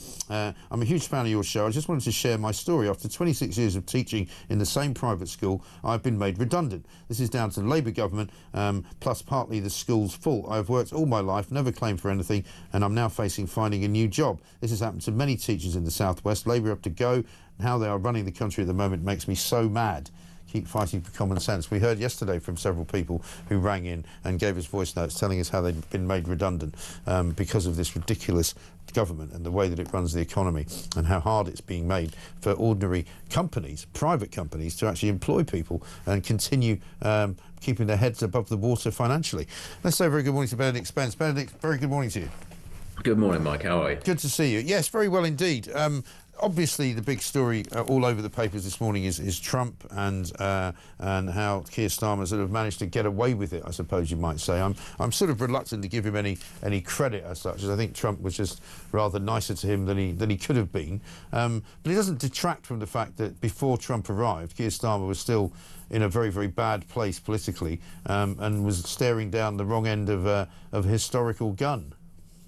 I think Starmer will be happy, more or less, with how this trip went, but he would be a fool to think it means that all of his problems just go away. Yeah. This has just been a nice little distraction that he'll be able to point to and potentially say, well, OK, maybe this is the reset of phase two, but, give it a week and some minister will have done something very stupid and have to resign because that's just what they do. Honestly, though, the fact of the matter is, you still heard, even in that press conference, the sort of the litany of things that Donald Trump was saying. And, he didn't, frankly, I don't think he thinks Starmer is that important enough to have to go and put it on him. But he was saying things about immigration, about energy policy, all of which made sense and all of which will have made Starmer very uncomfortable, because you got the most powerful man in the world basically stood there going, you could be doing a better job. Yeah. And this is me being nice to you. That is kind of embarrassing. It is kind of embarrassing. And you can see that Starmer, I mean, some lovely descriptions of him this morning. Harry Cole in The Sun saying that he's like the sweating guy trying to defuse a bomb in one of those movies, or Quentin Letts saying he looks standing there looking like a guy who's had some electrodes attached to his gonads and he's worried about giving the wrong answer. But have a look at Trump having to go at him over net zero. We don't do wind because wind is a disaster. It's a very expensive joke, frankly. And we got our energy prices way down. That brought the inflation way down, and now we have very little inflation. And we have a very, very strong economy. So that was very important. Drill, baby, drill. And you have a great asset here, and we spoke about it. It's called the North Sea. The North Sea oil is phenomenal. And I hope, because I love this country, my mother was born in Scotland, and the Hebrides, Stornoway, that's Syria, Scotland. We were talking about it. And I want this country to do well. And you have great assets that you're going to start using, I believe, under this Prime Minister. Yeah, and he says that, and also on page 2 of The Sun today, net zero is going to push up our bills, our energy bills, by another £100. So Starmer, again, embarrassed by Donald Trump there. I mean, it is amazing that we exist at a point in time where genuinely the President of the United States probably does care more about the UK's energy policy and its future, its economic future, more than the actual Prime Minister, who just seems to care more about the ideological future driven by his party. And, we can't go further than that. J.D. Vance, I think, also seems to probably care a little bit more about how well we fare as a nation, rather than a lot of Labour politicians who just want to sort of march up and down Parliament Square kicking and screaming because things aren't the way they want it to be. But let's be clear, Trump is right. It's not a secret. It's not just North Sea oil. There is the shale gas. We are literally an island made of coal. And if you did want to go down the clean energy route and say, okay, no more fossil fuels, Britain is also the producer of the best small modular nuclear reactors in the world. Other countries are buying them from us. We have the technology to be more green. But again, we have gone down, as he says, the incredibly expensive, incredibly inefficient decision to go for wind. Trump can't understand it. Most of us can't understand it. And yet we're burrowing on ahead with it anyway because Ed Miliband says it's a good idea. Yeah, I know. I don't understand how Ed Miliband holds such sway over Starmer. You know, Starmer tried to remove him as the Secretary of State for green energy and net zero, and he wouldn't go. And he's also now being touted as a possible, replacement if Starmer does end up getting shoved to the side. I mean, can you imagine that? You know, given what happened well over a decade ago now, when Ed Miliband, it looked like Ed Miliband, leader of the Labour Party, and we're all thinking, my word, it can't be that bad, can it? It can. It's potential. Could end up being there somehow, because when you do look at the Labour front bench and you think, well, they're going to try and get rid of Starmer at some point anyway, who is there to replace him? And you think, oh, it's a pretty thin lineup, to be honest. It is. And just to finish up, let's talk about this one-in, one-out business. They're claiming victory. They're smashing the gangs one man at a time, apparently. One man yesterday went, another man's going today, so that makes two. Believe it or not, people on the Labour side are claiming that this means that their plan is working. But it's not working plainly, is it? It's not working. It is still a net increase. You know, I don't think that they quite realise that the one out also is accompanied by a one in, who presumably is going to be harder to get rid of because the French will have gone through this person's details and gone, make sure he cannot be sent back to France under any circumstances whatsoever. This needs to be a watertight one, guys. So we're still increasing the net amount of migrants coming in, but also just the optics of the smallness of the scale. 1, 2, here and there. And, of course, the fact that there are still some who are not being sent because the human rights law lobby clicks into gear with all of the sort of the power and the money that is behind that. Chris Snowden of the IEA said this. It's almost like a sitcom. We've got a human rights lawyer who is the Prime Minister, and he's come into office, and he is beset on all sides by the very human rights law that he spent his whole life sort of working with, and it stops him from actually doing anything. It is a farce. It does need to be ripped down and changed again. We can't continue on where we're in a state where people are coming into the country illegally. We don't know who they are. We don't know where they come from. We don't even know how old they are.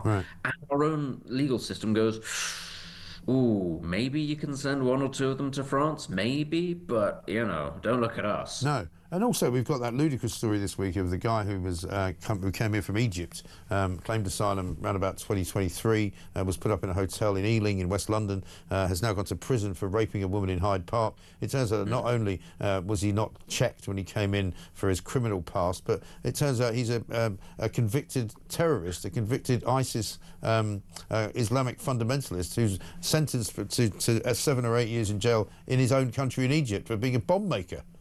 I mean, it is hilarious. It would be hilarious if it wasn't so serious. But, when sometimes when people come to the UK and they say, oh, well, you can't send me back because I'll be imprisoned and I'll be in danger of my own country, do we not stop to think maybe they're telling the truth and maybe there's a reason why? And maybe we should look a little harder into thinking, let's just not let everybody in from these countries. And we're going to have this as well with Palestinian refugees, because this country will start to let in people from Palestine. And let's be clear, it is not the nice, happy-go-lucky, the bakers and the candlestick makers who just want a normal life. It'll be the ones who want to escape Gaza for a reason who will be coming here en masse, and that is something that we're going to see down the line. Yeah, who could well be members of Hamas. I mean, we've already got some of them living here anyway. I mean, the whole thing is completely, utterly topsy-turvy and bonkers.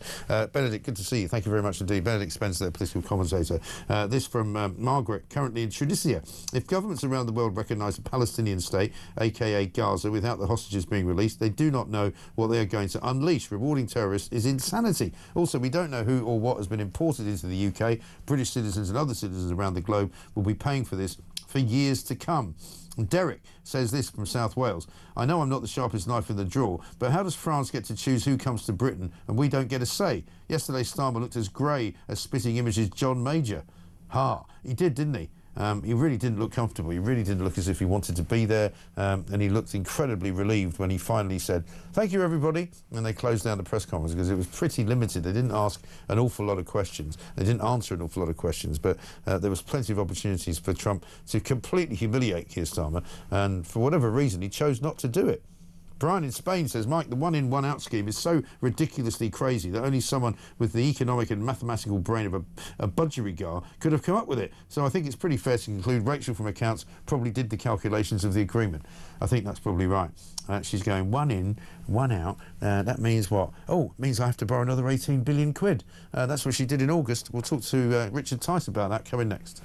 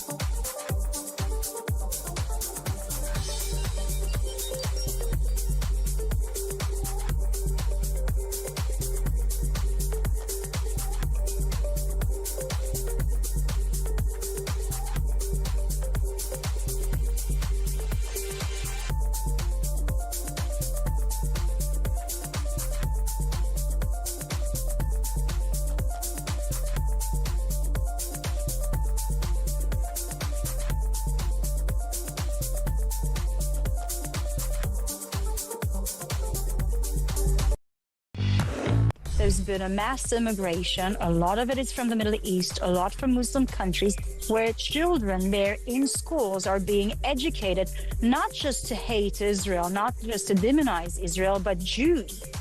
They come into your country with those anti-Semitic perspectives and norms. And when they don't assimilate into your democracy, your tolerant society, and the values that you believe in, then that plague called anti-Semitism is continuing to spread.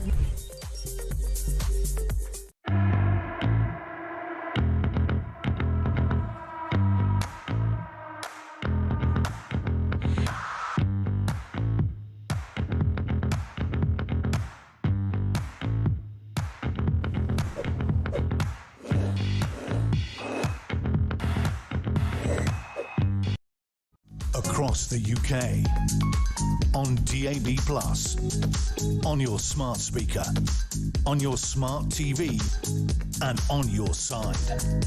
This is Talk.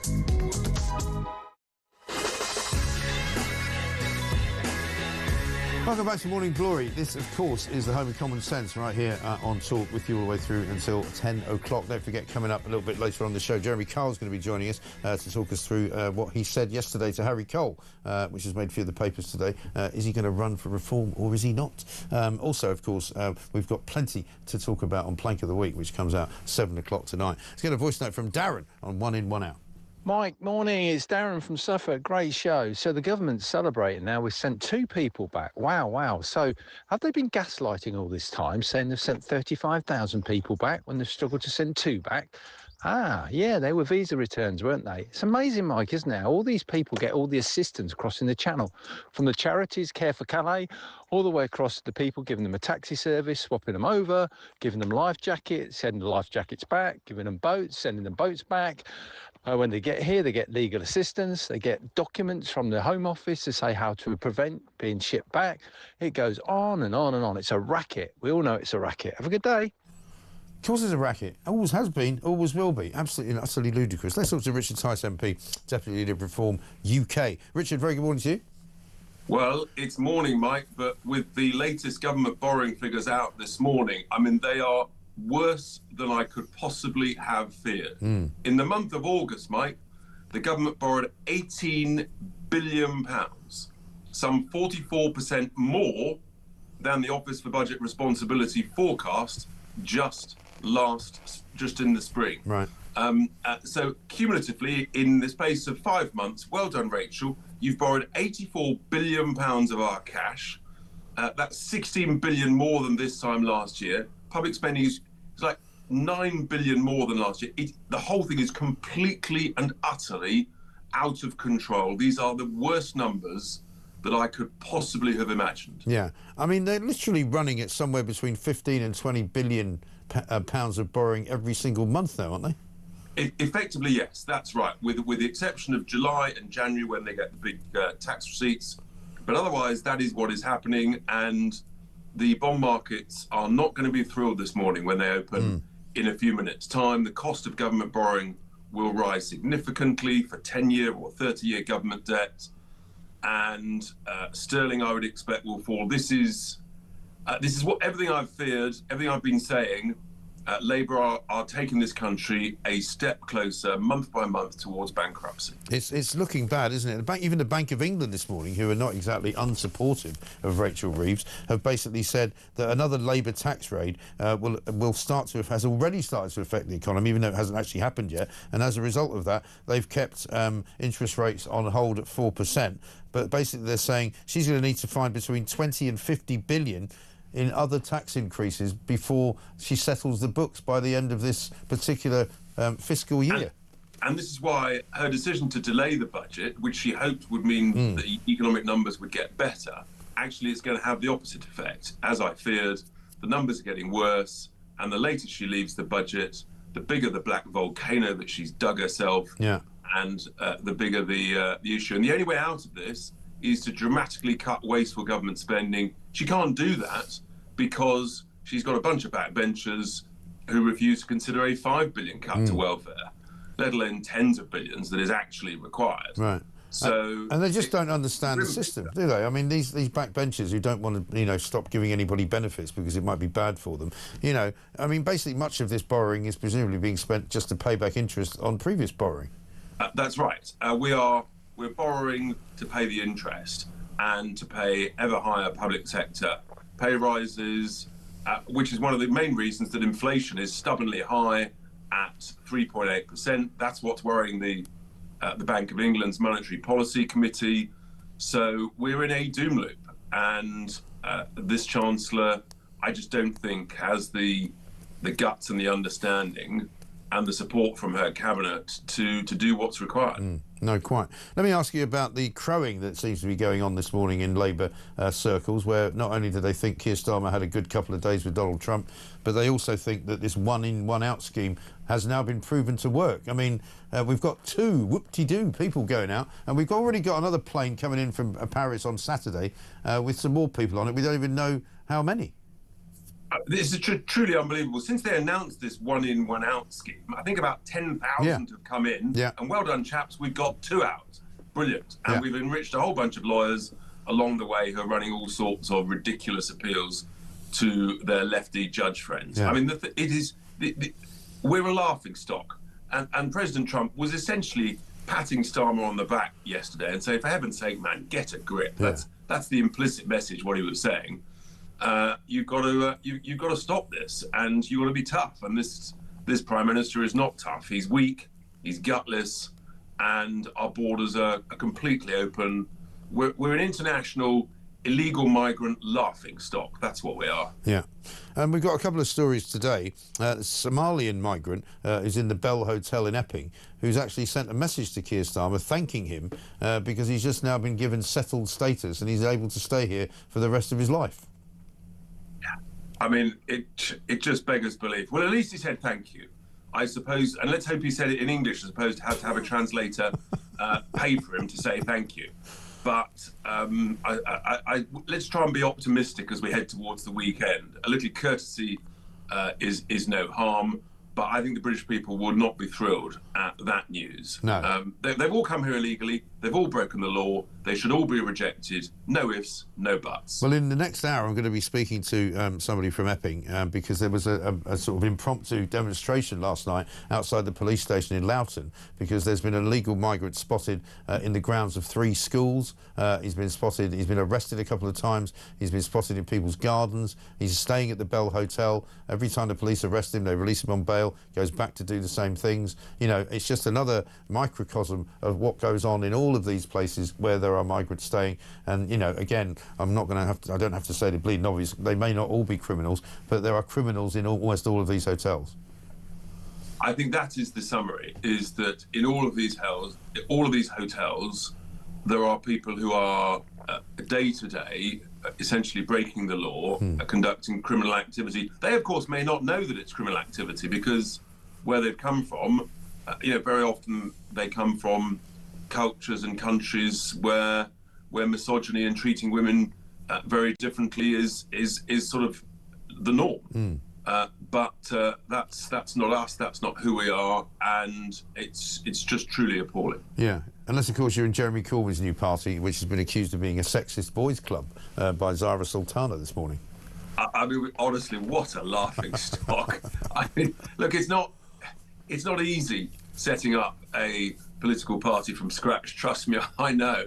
And so I am just quietly chuckling at the sort of the warfare that's going on within the left. The supposedly kind and compassionate lot. Oh, I know. Are at war with each other, ripping each other to shreds. Well, that's what they're doing in Down Street. What about our good friend Jeremy Kyle? He's made a bit of news this morning. Apparently, he's got the locals very excited because he says he's not ruling out running as an MP for Reform. Well, obviously, he'll be subject to a very strict vetting criteria and process, which he may or may not pass. He may be doing the appeals process and taking it to the Supreme Court. I don't know.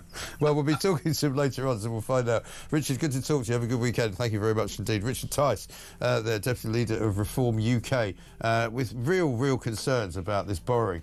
£18 billion borrowed last month, marking the highest August borrowing for 5 years. Government has borrowed £84 billion this financial year, which is £16 billion more than 2024. Absolutely shocking state of affairs. We're running out of money, ladies and gentlemen. Coming up, Isabel Oakeshott's going to be talking to us. Also, we're going over live to Epping to talk to Orla Minahane about what is going on over there with their migrant problem. This, of course, is the Home of Common Sense. Back after the news.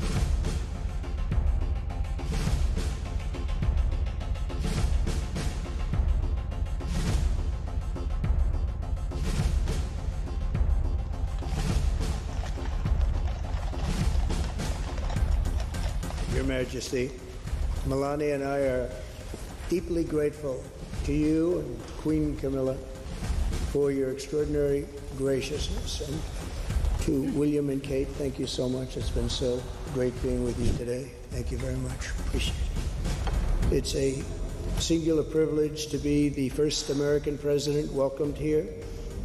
The phrase special relationship, seen from American eyes, the word special does not begin to do it justice.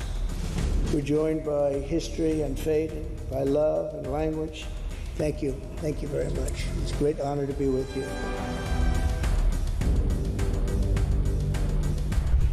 Security remains the cornerstone of this special relationship. We have the deepest, most advanced defence relationship in the world.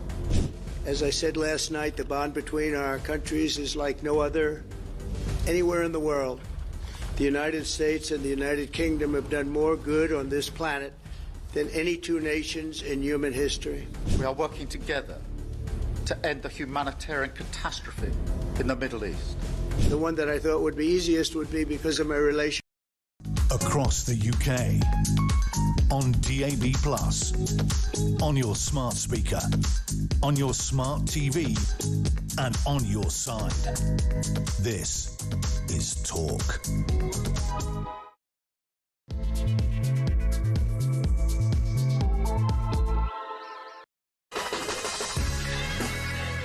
Welcome back to Morning Glory. Coming up to 3 minutes past 8. It's Friday the 19th of September, ladies and gentlemen. The weekend is looming. It's looking a bit misty out there as I look across the skyline of London from the top of the tower here at News UK. It's looking like the summer has not quite disappeared. It's kind of clinging on for grim death. It's going to be 22, 23 degrees apparently today in some parts of the country. I think in London it's going to be 24, 25.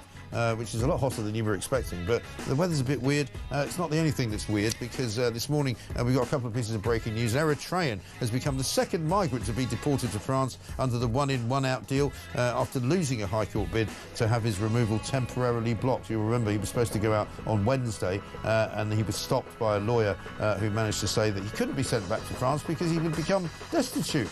Well, obviously, they've decided that's no longer the case. Problem is, we'll be paying for the hotel that he stays in France once he gets there. And the other problem is that on Saturday, tomorrow, there's a plane coming from Charles de Gaulle Airport with some migrants on it who are coming into Britain, having been approved by the French to come and live in our country. We don't really have any say about it, and we don't know how many of them are coming. And so the process begins. Shabana Mahmood, the Home Secretary, claims it's a great victory against the people smuggling gangs. It's a blow to them, really. You know, so far, as you just heard Richard Tice say, nearly 10,000 people have come since the Labour government announced this deal, and now have sent 2 back. So just about, 9,998 to go. It's absolutely hopeless, and it's never going to work. It's as simple as that. Isabel Oakeshot's coming up. We're going to talk to her about a great many things, including a very strange story from a fire station where a Union flag was taken down, believe it or not, because fire authorities said that it wasn't supposed to be up there. Meanwhile, lots of the papers, of course, covering Donald Trump's visit to the UK. He left yesterday. He's back on American soil now. Send in the military to stop the boats was his advice to Keir Starmer. Use troops to stop the boats on the front page of The Sun. And then basically the one that sort of tells you all about what really happened is the Daily Mail saying Trump shows the Prime Minister who's boss. He urges Starmer to use the military to stop migrant boats, brands wind farms an expensive joke, praises North Sea oil, but says he doesn't know Mandelson, and ducks a question on Epstein. Lots of pictures as well of the 2 first ladies of the country. That is, of course, the Princess of Wales and Melania Trump. They're on many of the front pages as well. No sign of Keir Starmer's wife, who doesn't appear to be counted as one of the first ladies, so she's missed the boat on that one. We'll be talking as well about Jeremy Corbyn's new party, completely in disarray. Ed Davey on Piers Morgan's show, refusing to say women can't have a penis about 10 times. We'll bring the latest as well on the Macron story. Mrs Macron, Brigitte Macron, that is, Emmanuel Macron's wife, apparently is going to prove in a court in the United States of America with pictures that she's a woman. It's all very strange. 0344 499 1000. This is Morning Glory. Let's get it on.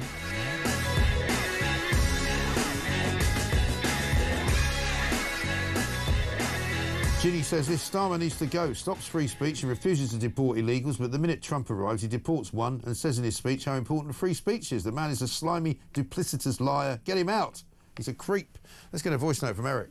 Good morning, Mike. This is Eric from London. I just heard your comment about Keir Starmer, and it doesn't look portraits looking down on him. The whole of the UK is looking down on Starmer, even the portraits. What a muppet. Bye, great show. I couldn't have put it better myself. Let's talk to Isabel Oakeshott, Talk's international editor. Isabel, very good morning to you. Good morning. Well, are you cheered up by the second deportation of the week? I mean, I worked out that at this rate, it will take 167 years to remove everyone that's arrived since they announced the policy. If we go at 1 a week, it's 167 years. If we go at 2 a week, well, obviously it will be a few less years than that. But still, all these people are coming in. I know. Somebody else has given me, if you want to deport all the people that have come since Starmer's been Prime Minister, is 967 years. It's beginning to sound like the length on people's leases on their properties, isn't it? You know, when the whole planet is basically over, if Ed Miliband is to be believed. Yes, exactly right. Well, you have to know how low the bar now is, where you've got people on Labour coming out this morning saying how well Keir Starmer did basically not to get his backside handed to him by Donald Trump and to have escaped relatively unscathed from a press conference because nobody really got to him about Peter Mandelson, and how brilliant it is that we've started to show that this business of deporting people works because we've got 2 people out. I mean, I don't think the bar can get any lower, can it? It is genuinely really embarrassing, isn't it? I mean, the scale of what's been achieved this week for ministers like Peter Kyle to go on the news round saying that they've got a policy that's working. God, the policy isn't working at all, and it will be fascinating to see how many arrive on Saturday from France. Because unless it's exactly equal to what we've deported, then clearly the policy isn't working, because all that's happened is that scheme has created a new legal route. And in a sense, it's even worse, because the ones that are coming to us have some kind of pre-approval, which means that in no time at all, they're going to be bringing their dependents. Exactly. And also, they won't be leaving. You know, it's not like they're coming here. Exactly. It's almost they've been given a sort of pre-approval. It's almost like, the old standby system on planes. You know, you've been given the seat. You've got the seat. You're going to your destination. No questions asked. Is actually worse. I mean, at least if you let them continue to flow, there's a chance that technically you might be able to deport them. Yeah. It was never a solution anyway, because all it does is maintain or purport to maintain the status quo, 1 in, 1 out, just keep things as they are. And we've got a massive, massive backlog of people who shouldn't be here at all. So it's a complete fiasco. There's no way that the government is going to be able to spin this into a success. I mean, if you've ever tried explaining 1 in, 1 out to anyone that's not in the political world, you just start laughing as you're saying it, because it sounds so ridiculous. And you can up until fairly recently, Downing Street would, under all administrations, spend quite a lot of resources polling wacky policy ideas. You know, they would do a little private focus groups and test things out. I just can't imagine that anyone tested this policy out on anyone. And also, as the week's gone by, we've discovered little bits of legislation, shall we say, or parts of the agreement which make it even worse. For example, we are paying for the people who are coming here on Saturday. We're paying their airline tickets as well as accepting them into our country. The French are not paying that. We're also paying for the 2 that we're sending back to stay in a hotel in Paris. Just on the sort of outskirts of Paris, which is not as nice as being right in the centre, of course, near Notre Dame, but, sorry about that.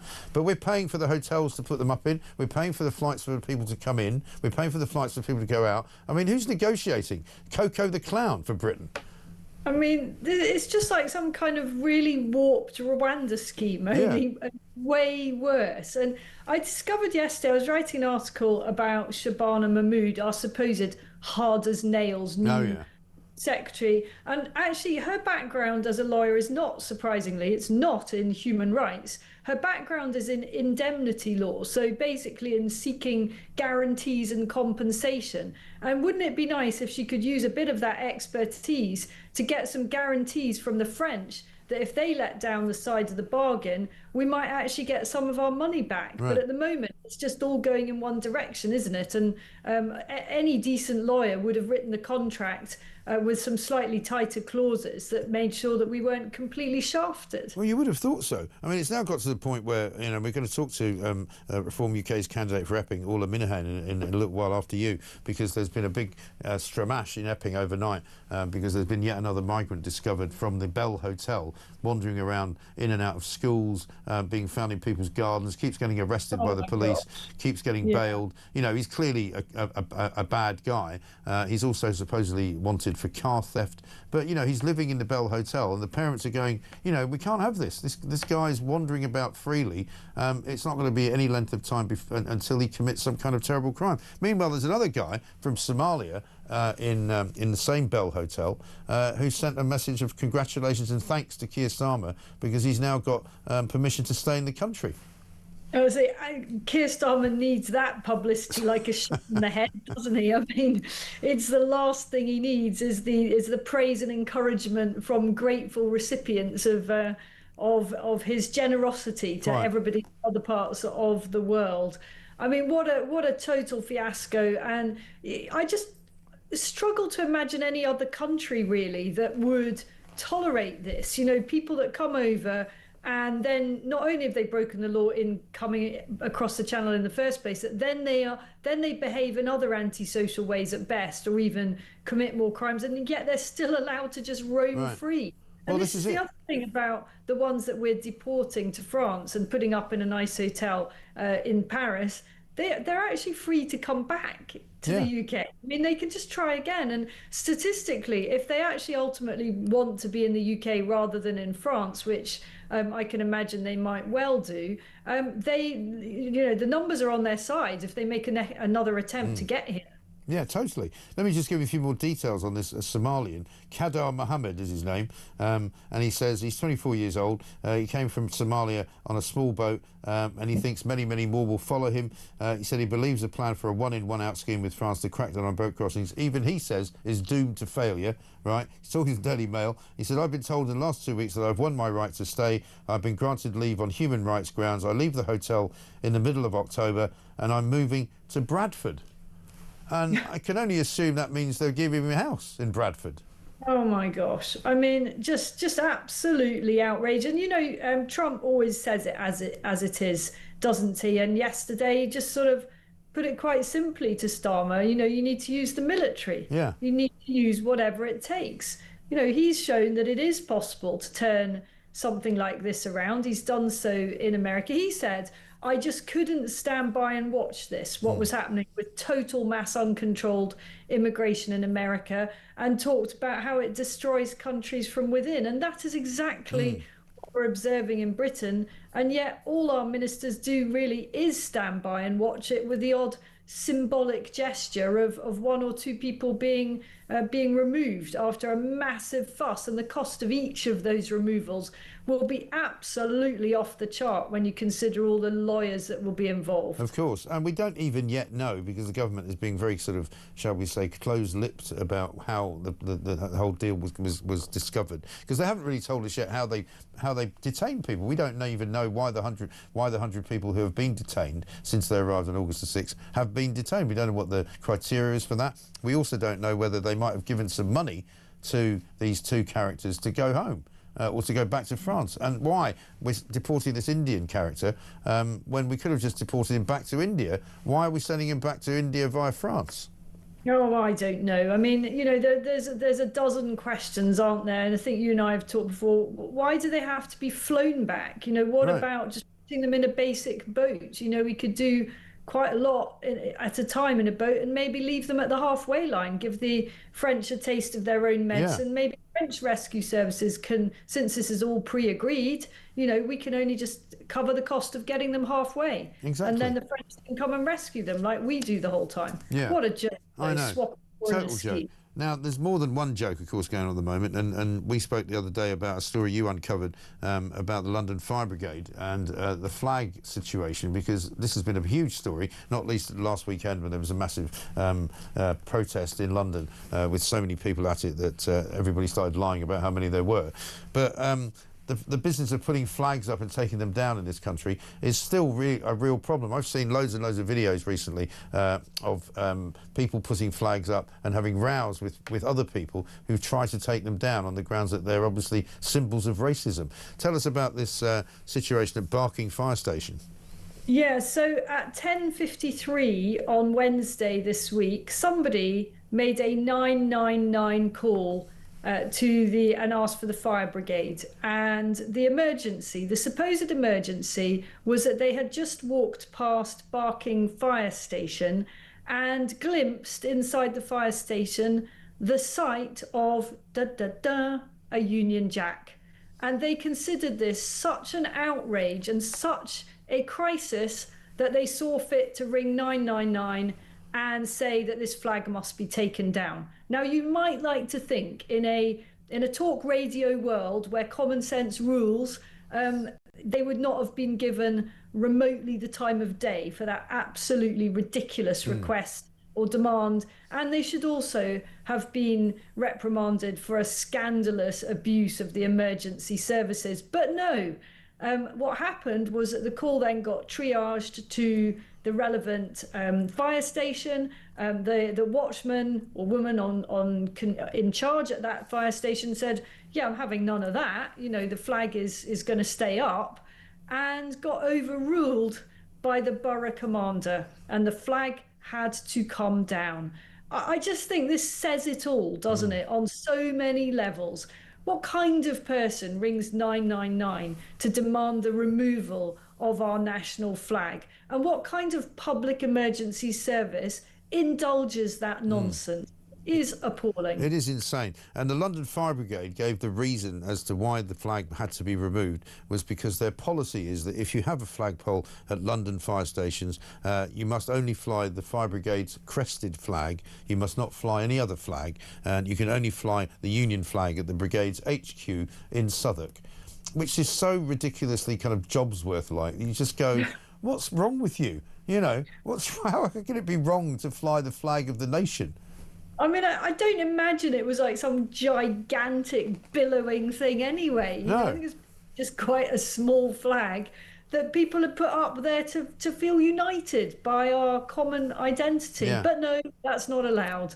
And I'm sure this is, you know, variations of this, as you say, are going on up and down the country. I personally have found the whole flag thing really quite heartening. Yeah. And loved seeing the pictures of that march last week. We might not have approved of the organisers of the march, but I certainly think we can approve of people coming out and marching for their country in a peaceful and cheery fashion. And it was interesting to see earlier this week, it came out that out of the very, very small number of arrests, which is something like 25, I think, the majority of those of those who were arrested were not actually from the United Kingdom march. They were the far left provocateurs. Yes, isn't that interesting? And who always get bussed into the same places, and it's always the same people. Because whenever you see whoever they are demonstrating against, it's always the same mob. It's the same renter mob. And there's some suggestion. I mean, you may want to look into this as part of your brief as chief investigator. That there's an outfit that's paying them to actually go and protest because they get shipped around the country. Because the same people that were seen in Epping were also seen outside the Canary Wharf hotel as well. You know, there's a lot of that sort of stuff going on. That's really interesting, and that actually wouldn't surprise me at all. It's one of those things, if you don't understand something, follow the money. Yeah. And, you know, who are these people that have got so little to do, have so little care about earning their normal keep, that they're able to be popping up in all these different parts of the country? Just so happens that they all look rather similar, and they seem to be on top of exactly where the latest hotspot is for them to demonstrate their views and basically stir up trouble. Will Keir Starmer be calling them far left thugs? Not holding my breath on that one. Probably not. No, probably not. He's still too busy, you know, hiding in the bottom of Downing Street, you know, thinking that, you know, if he stays down there long enough, everything will go away and he'll be fine. We shall see. Isabel, good to see you. Thank you very much indeed. Isabel Oakeshott, Talks International editor there. Let's get a voice note from Mark. Morning, Mike. It's Mark in Lancashire. The failed launch, not launch, never launched party of Jezbollah's fruit and nut mob reminds me of when they launch a ship and the dignitary swings the big bottle of champagne at the side of the big tanker in the dock, and the champagne doesn't break and just hangs there on the rope, and everybody stands around looking at each other going, well, is it named now? Does that count? Or is it launched? Or what happens now? Do we have to start again? Do we come up with a new name? Is it a new launch? Do we have to get a new bottle of champagne? Absolute farce, innit? Comical. It is. Maybe they should call it the Comical Party. You know, a bit like Comical Alley. Absolutely ridiculous. Well said, Mark. Very good. Whoever came up with the one-in, one-out migrant scheme should be charged with fraud or at least false accounting. The British public being the victim, says Mick. And Sue says one-in, one-out is gaslighting us because we know they will then bring in more dependents, so rather than getting rid of migrants, the numbers will more than double. So we are in the proverbial brown stuff. Sue, absolutely right. It's mad, isn't it? Completely mad. How is it that we're the only people that can see it? Coming up, though, we're going to explain more about what happened out in Epping last night and out in Essex, in Loughton Police Station. An asylum seeker has been seen wandering around schools, in and out of gardens, and he's obviously a wrong-un, but the police keep releasing him on bail after arresting him. We'll talk to Orla Minahan, who's a Reform UK candidate for that part of the world. 8:22.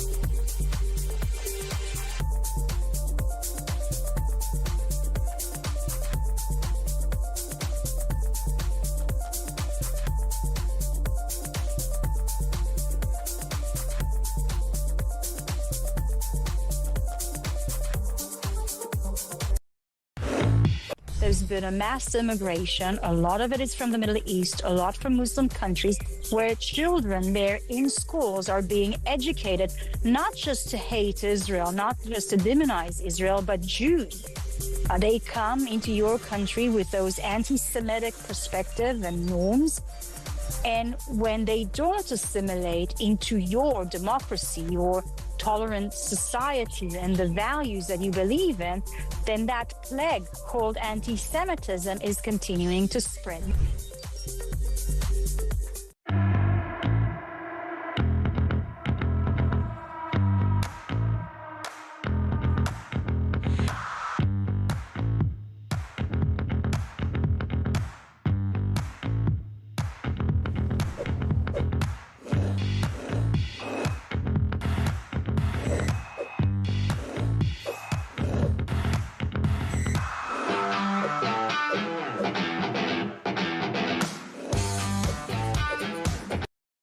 Across the UK, on DAB+, on your smart speaker, on your smart TV, and on your side. This is Talk. Welcome back to Morning Glory, 8:25. I'm Mike Graham with you all the way through, of course, until 10 o'clock. We've been talking about a great many things, a couple of breaking news stories. An Eritrean man has become the second migrant to be deported to France under the one-in, one-out deal. So that's two.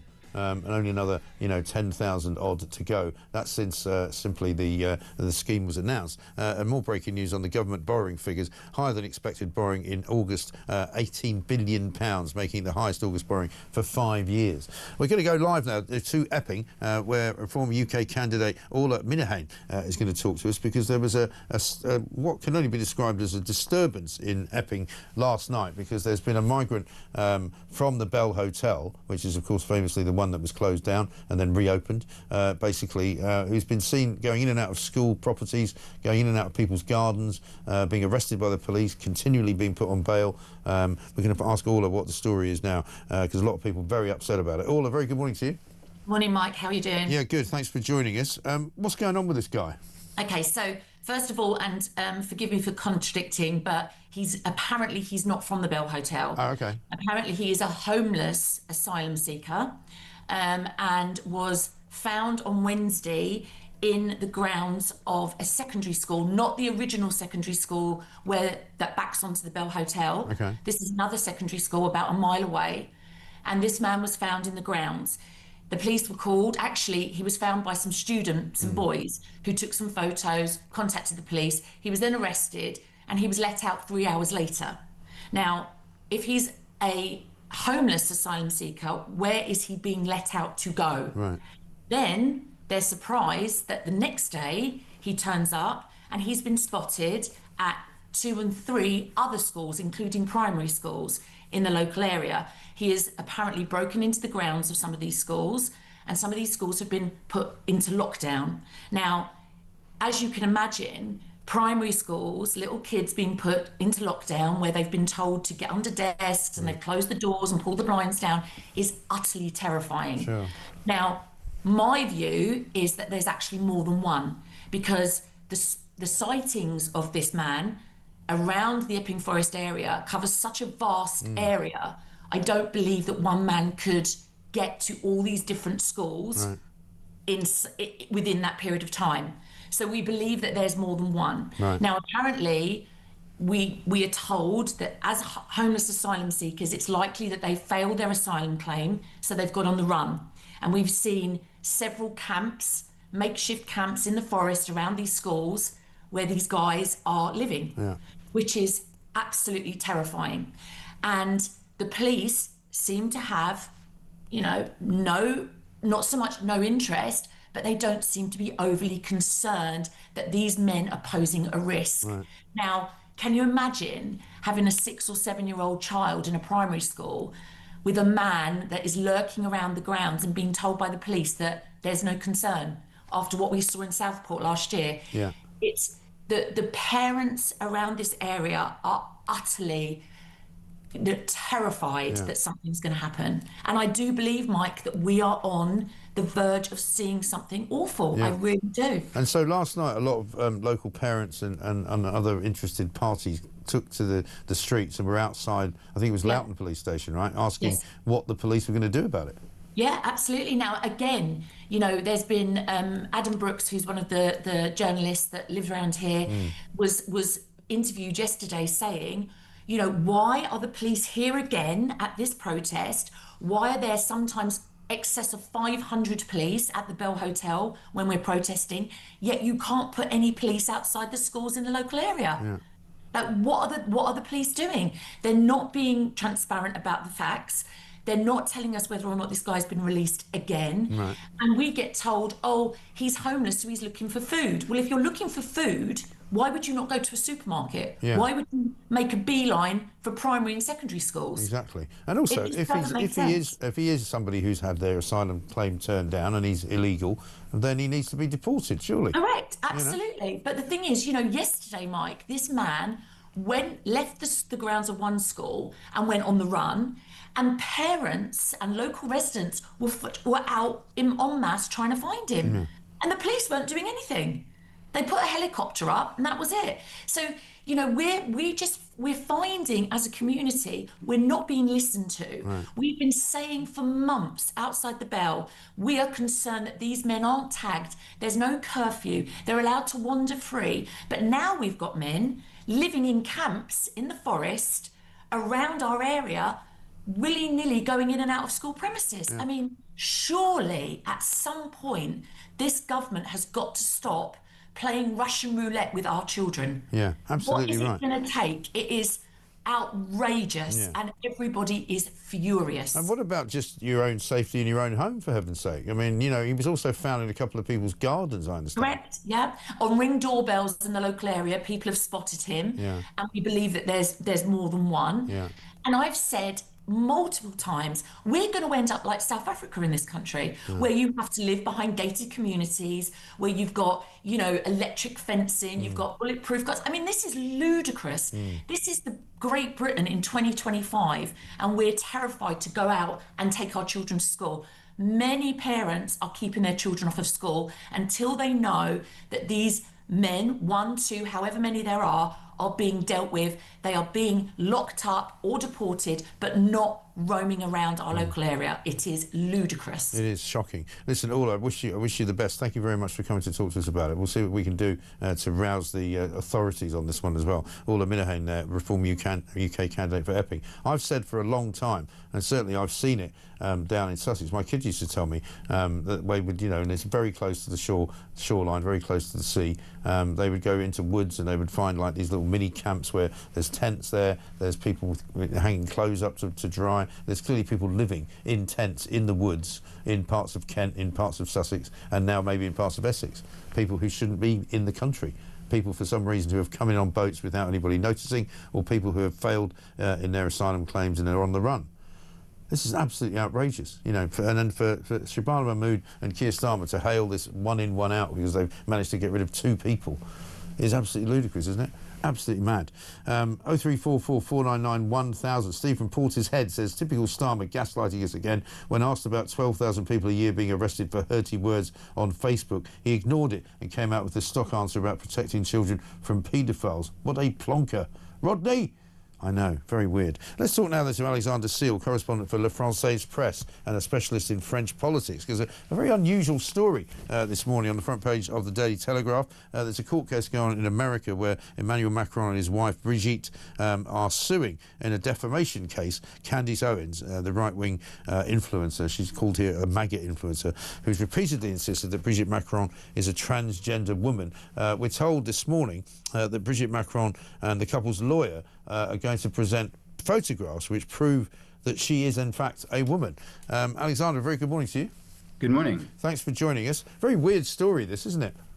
Yes, because the rumor is no longer just a fringe conspiracy theory in France. Yeah. It has been imported into the American political debate, amplified by Candace Owens during the presidential campaign. And Owens gave it a huge visibility, turning a baseless claim into a weapon of political communication. Right. So the Macrons feel that if they don't act now, the lie will take root internationally. By suing in the US, they're saying there are limits even for high-profile figures, and they want to restore the truth and protect their dignity. Right.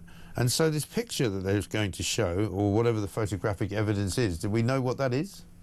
Yes, so there could be photographs of her pregnancies, testimonies from medical and scientific experts. It's not meant really to create a drama, but to close the debate. It's humiliating, frankly, to have to go that far, just to prove something that should never have been questioned. But when a lie is repeated loudly and globally, sometimes you need to meet it with overwhelming evidence. I suppose so. I mean, some people would say it's an online thing to a large extent, and maybe the best thing to do is just to ignore it, not to give it the oxygen of publicity, you know? Yes, absolutely. And but in reality, silence fuels speculation. If you don't deny it, people take that silence as a confirmation. Right. And that's how fake news works. It grows in the vacuum left by inaction. By bringing the lawsuit, the Macrons are taking control of the narrative. And will they have to appear in the court as well or not? I'm not sure. We'll have to wait and see. But really, it's the Macrons are looking at the bigger picture. If they say nothing, the rumor continues. and so they want to just silence the rumours, basically. Yeah, it's going to be fascinating. And when do we expect these photographs to be shown to the court? Is it imminent? I'm not sure, but we'll have to wait and see. OK. Good to see you. Thank you very much. Alexander Seal, correspondent for Le Français Press, specialist in French politics. They've decided, unusually, to take on Candace Owens because they think that the lie must be put to bed once and for all. But, I mean, it's all very bizarre, isn't it? You surely think you'd be better off just ignoring it, unless you really, really, really, really, really have to prove a point. It's 8:36.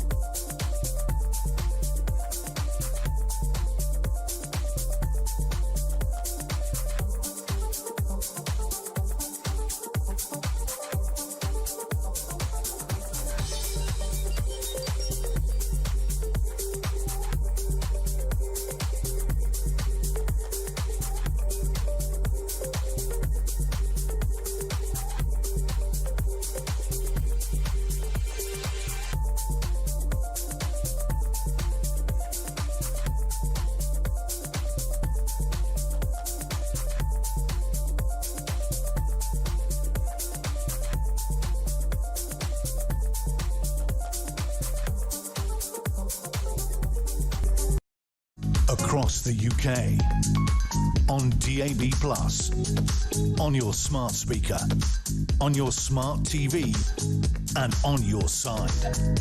This is Talk.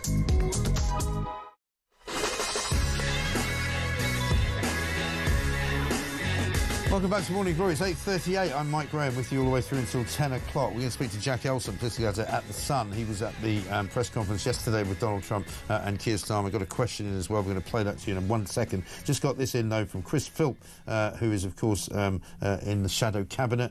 He says, just received this report from a fishing boat skipper on the channel. Morning, Chris. At least 5 boats on their way already. It's going to be a big day. High numbers. Looks like returning 1 migrant does not have any deterrent effect. Who would have guessed that? Yeah, well, maybe nobody's told them. You know, maybe they haven't got the news yet. Or maybe, quite rightly, it won't make any difference. That's the point. Jack, a very good morning to you. Illegal migration. Morning, Mike. How are you doing? Yeah, good to see you. Historic day yesterday. It must have been quite good fun. It looked like the one thing I did notice was that room that Keir Starmer and Donald Trump were in was full of portraits, which, of course, Keir Starmer said he doesn't like. But he's obviously left them all up in the checkers.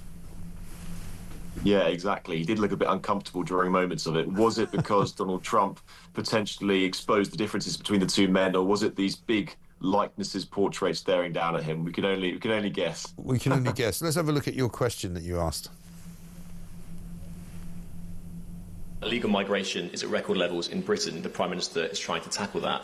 What advice would you give to the man standing next to you on trying to stop illegal migration in Britain? I told the Prime Minister I would stop it, and it doesn't matter if you call out the military, it doesn't matter what means you use, but it's going to destroys countries from within. And we're actually now removing a lot of the people that came into our country. It's a very hard chore. We were given a very, very bad hand. Millions of people came in from prisons and mental institutions. We have to remove them. Jack, let me just deal with the question of returns, because this is obviously an issue we're taking incredibly seriously. We struck the returns arrangement with France, and notwithstanding the challenges to that scheme, which you've seen in the last few days, a flight went off at 6:15 this morning, successfully returning someone under that scheme. It can be done. It was done early this morning, so I can confirm that that flight went. It went successfully, and I'm pleased about that. Now we need to ramp that up at scale, which was always envisaged under the scheme, but it's very important that we have been able to prove that the proof of concept. Proof of concept. All very well. They're getting quite excited about it, aren't they, in Labour circles? They're going, look, proof that it works. We've sent somebody else out today, so that makes it 2 people. But he probably isn't that happy that you asked him to get advice from Donald Trump on immigration, is he? Well, I think, whatever you think about Donald Trump, and some people are pretty squeamish about some of his methods, but he has put his money where his mouth is and actually managed to stop southern border crossings almost down to nil. Yeah. And he's done that by a blizzard of pretty tough policies, policing the border, and a blizzard of deportations, often to third countries. Yeah. We obviously had the Rwanda plan. Keir Starmer scrapped it on day dot. I think many people now who have looked at this for 7 years, people coming across the channel, about 170,000 people, will look at what the president says and think he's absolutely bang on the nose, because we have had a situation now where we've had so many different schemes which have been tried and tested. The Tories put through 3 different pieces of legislation. Keir Starmer has ploughed millions more into trying to smash these people smuggling gangs. He's now come up with his latest plan, which is the one in, one out deal. And people just look at us as an island nation and think, hang on a minute, why can't we put the military in? Why can't we do this? And listen, there might be some legal complications, but sometimes I think you really have to grasp the nettle, get tough. And I think that Keir Starmer eventually will find that the only way of doing this is some serious tough policies. And this one in, one out deal, which they're trumpeting over the past few days. They sent one person, they've sent a second person. I'm no doubt they'll send dozens more in the weeks ahead.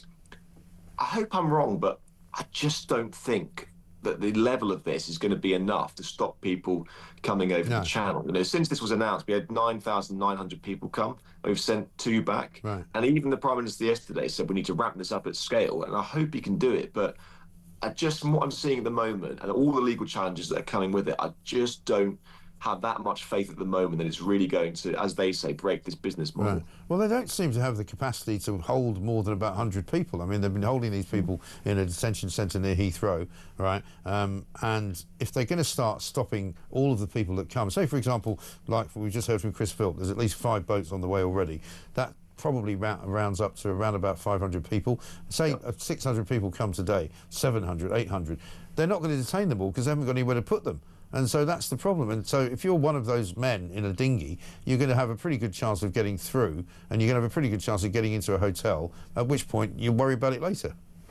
Yeah, exactly. And if you've already crossed the Middle East, you've crossed the Mediterranean, you've come all the way through Europe, you've come all the way to France, if you have still pretty good odds of being able to stay in the UK when you get there, you're not going to give up at that last moment, are you? Of course you're going to come to the land of milk and honey, where you get free hotel, free bed and board, Aspen card and the rest of it. Yeah. Of course you're going to try and risk your life to come across there. And so that is why it's the credible deterrent which you really need. And the deterrent is that you will know that if you cross that channel and come to this country, then you will be deported very, very quickly, either back to your home country or, and this is where I think there was merit in Rwanda, despite all of the problems that it had, a third country where your asylum claims will then be heard.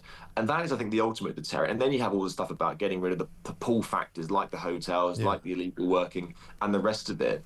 Until you really have those big deterrents which stops people coming over here, then I think this problem is going to persist. Exactly right. And also we've now got the other prospect on Saturday, tomorrow, of a flight coming in from Charles de Gaulle with some migrants on it who have been sort of pre-approved for living in the UK. And a lot of people are saying to me they're worried that this is going to result in even more people coming. They've sort of effectively opened up a new route, which is an approved route, if you like, for these people who can come into the country, probably seek asylum successfully, and then bring their families in. Yeah, and I think that's the big danger. And you look at the sort of one in, one out. I mean, the first migrant we sent back was supposedly an Indian national. France are going to be able to deport him back to India at the snap of their fingers, Yeah. because they have a deportation deal with India, and so they've really gained no one, whereas we're going to be gaining some more people. And obviously, that's not to mention the thousands of people that are coming in every month and who by illegal means. Yeah. But I do have to say, I did find it quite bizarre when you heard the fact that Indian nationals were coming over here. We've just signed this massive trade deal with Modi. The Prime Minister's going to go and see him in a few weeks' time. We do have pretty strong relations with them, and the fact that we can't seem to deport, we've given them many, many visas over the years, and the fact that they can't seem to take back one of their migrants who is illegal here just seemed pretty shocking, if I'm honest. And I think this goes to show that we need to sort of get tough with actually deporting people back to their home countries as well. Well, because one of the reasons that the French have agreed to accept this character is because they've got an agreement to send people back to India. Why we, as you say, why we don't have that, I don't know. Yeah, exactly. Or, they're a pretty strong ally of ours. Why they're not just willing to take this person back just seems absolutely baffling. And, clearly it was an easy option sending this person back. And clearly the French basically get to pick who they want to go back over there. And they're going to pick with the people who they find pretty easy to deport. And presumably we're going to take the people who will basically end up staying for a long time. And so, listen, what the president said yesterday, I think many people here will resonate with. He might not be totally au fait with the ins and outs of all of the sort of the legal wrangling in terms of the UK boats problem, but in terms of actually getting tough and a statement of intent, he's clearly bang on, and people will feel that he sort of speaks for them. And Keir Starmer, I think, had a pretty good and easy ride yesterday at that press conference. Downing Street will no doubt chalk it up as a success. But this is now a marker, and there will be people over the weeks and months that look back at this press conference and go, he was right, Donald Trump, and you should listen to him. Yeah. And also now, even though they're probably still going to be basking in what they think is a bit of minor glory anyway, a bit of sunlight for a change, given the terrible last 2 weeks that he's just had, he's going to wake up this morning as well thinking, now we're back to normal, that all of the problems that were here on Monday before Donald Trump arrived are still here, and what's he going to do about them?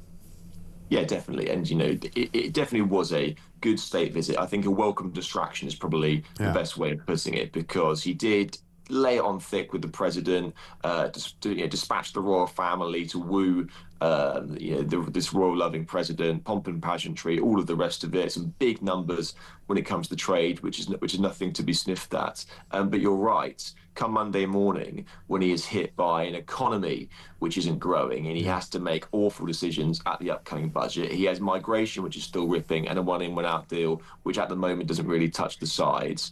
Crime is still rocketing. People are upset about growing concerns about free speech. All of these, chickens are going to come home to roost again on Monday, and it is the tough work of government that continues. And hopefully he will want now to have the same kind of warm glow around the state visit which he has in his government, but that is going to take, as the president said, some real tough action rather than just sort of diddling at the sides. Because that's what people want, and that's what people expect of him now. And more bad news on the economic front. UK government borrowing announced today higher than expected, 18 billion just last month in August alone, the highest borrowing figure for 5 years. Dreadful. We're running the economy so hot at the moment, right to the uppermost limits of our borrowing, to the point where our debt interest repayments are about £100 billion a year. That's about double the defence budget. And for a Chancellor, Rachel Reeves, who's looking for levers for pull at the budget in a few weeks' time, the only place she's now boxed herself into is more tax rising. I agree that she shouldn't borrow anymore, and these fiscal rules are good in the fact that she will not just keep spending and spending and spending. But where are the cuts in spending? Where's the massive reduction in the size of the welfare bill, which we were promised? There's now murmurings that actually Pat McFadden isn't looking to cut that by as much as he once thought. Where's the massive reductions, in NHS bureaucracy, in the quangocracy, all of these arm's length bodies that swallow up billions and billions of pounds? And so I think that what the Chancellor needs to really do at this budget is, one, try and get growth going, and you don't get growth by taxing businesses and strangling them with red tape. You get growth by doing the opposite.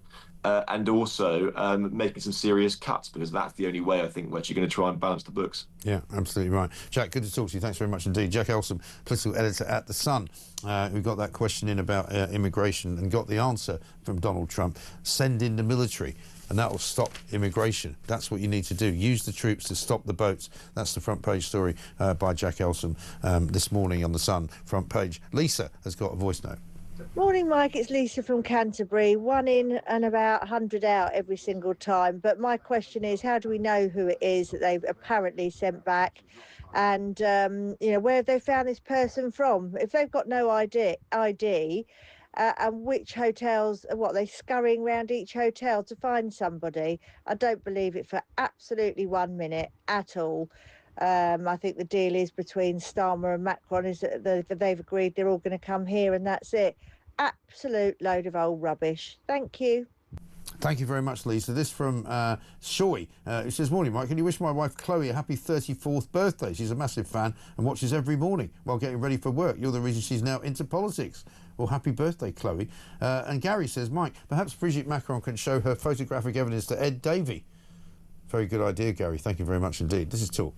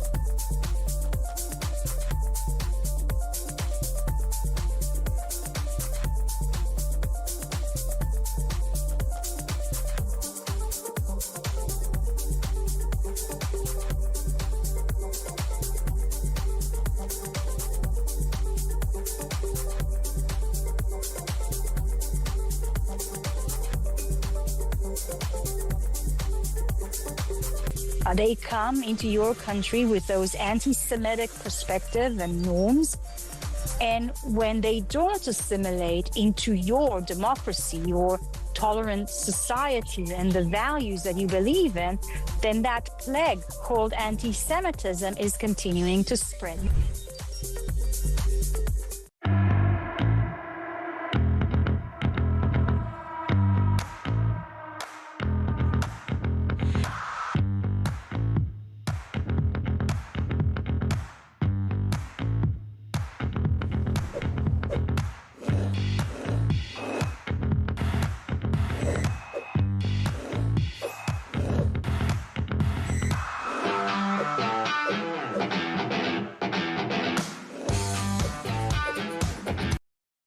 Across the UK, on DAB+, on your smart speaker, on your smart TV, and on your side. This is Talk. Welcome back to Morning Glory, 8:55. I'm Mike Graham, coming into the final hour of the show. Sarah says this from Morden. If France is sending them back to their home country, why can't we just do that? The deal between Macron and Starmer is people trading, a.k.a. trafficking. We are paying France to send us human beings. It sounds like we won't just be paying for their hotels in this country, but now paying for French hotels as well. And we're probably paying for the travel if they're sent home. How is this a good thing? Well, it isn't. It is absolutely not a good thing, and every single aspect of the deal is a bad deal for us. Simple as that. But right now, let's take a little diversion onto the back pages, because it's time for 90 minutes in 90 seconds. 90 minutes in 90 seconds. From The Sun. More Champions League football last night. Tom Barkley's here, football writer at The Sun. Tom, very good morning to you. Morning, Mike. Great night for Marcus Rashford, eh? Unbelievable night for Marcus Rashford. I'll go straight to the intro from the match report from our chief sports correspondent, Dave Kidd. He said Marcus Rashford shut a hell of a lot of people up last night, and that's absolutely right. I think a lot of people were very surprised to see him get his move to Barcelona after not an underwhelming loan spell at Aston Villa, but not exactly a stellar one, No. and obviously the way it's gone at Man United in recent years.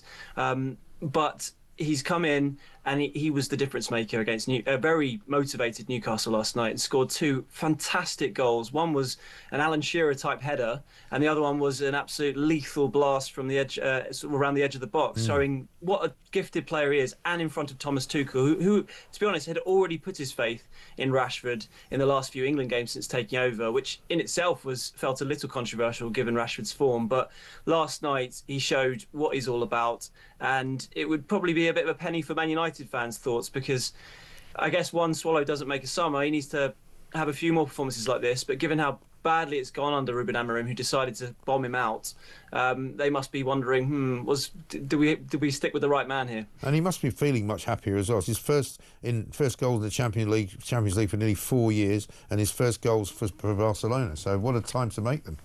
Yeah, absolutely. I mean, his manager, Hansi Flick, who obviously brought him in, has talked about how they've seen this kind of thing in training from Rashford, and always believed that he would show it on the actual, when it really mattered. But I do think there've been a lot of doubters about him.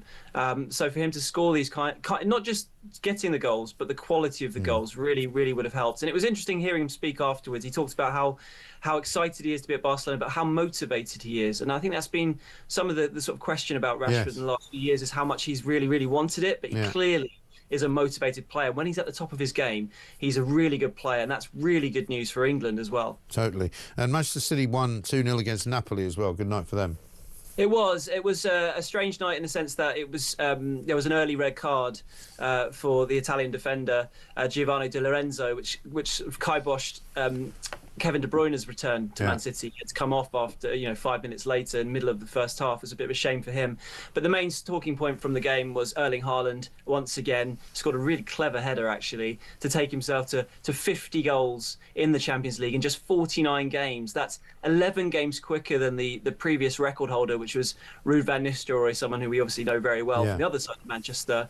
And afterwards, Pep Guardiola was talking up his striker. So often he's asked about him, must find it difficult to find new ways to describe him. But the question now, with Haaland being only 25 and just an unbelievable goal machine, is can he go all the way to become the greatest goal scorer in this competition? Cristiano Ronaldo is out in front on 141 goals. Haaland at 25 is already on 50. Guardiola thinks at this rate he can surpass the great Cristiano Ronaldo. That would be something. Absolutely. What an achievement. Thank you very much indeed.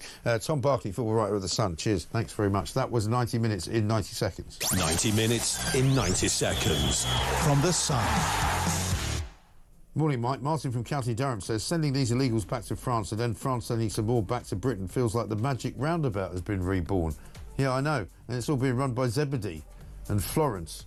And what was the stoned rabbit called? He's obviously running the immigration department. This is Talk.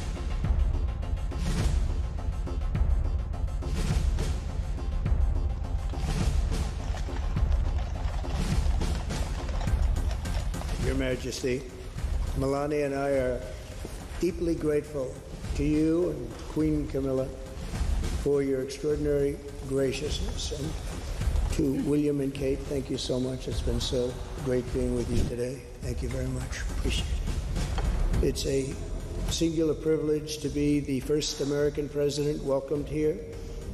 The phrase special relationship, seen from American eyes, the word special does not begin to do it justice.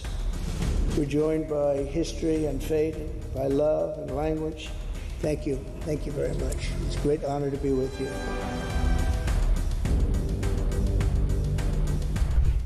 Security remains the cornerstone of this special relationship.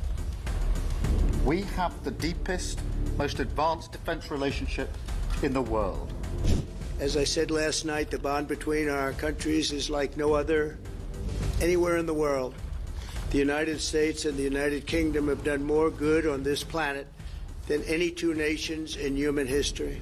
We are working together to end the humanitarian catastrophe in the Middle East. The one that I thought would be easiest would be because of my relationship with President Putin. Across the UK, on DAB+, on your smart speaker, on your smart TV, and on your side. This is Talk.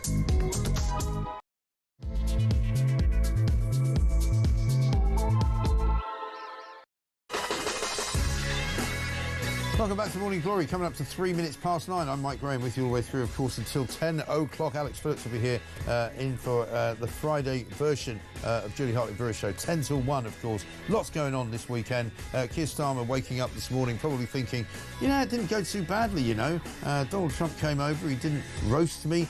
He didn't embarrass me too much. He put me on the spot once or twice. He told me that, North Sea oil's a great thing and a waste of money to use wind power. And then he said that I should use the military to stop the immigration problem, and then he told me that basically he'd got a load of really, really big and amazing things that he's done, achievements that I couldn't really match, but by and large, I managed to get away with it. Even the Lord Mandelson question didn't really go too badly wrong. Unfortunately, however, he's also going to be looking at the borrowing figures this morning, which have just been announced, and it turns out that higher than expected borrowing last month in August, £18 billion, which means it's the highest August borrowing for 5 years. The government has borrowed £84 billion this financial year alone, which is already £16 billion more than in 2024.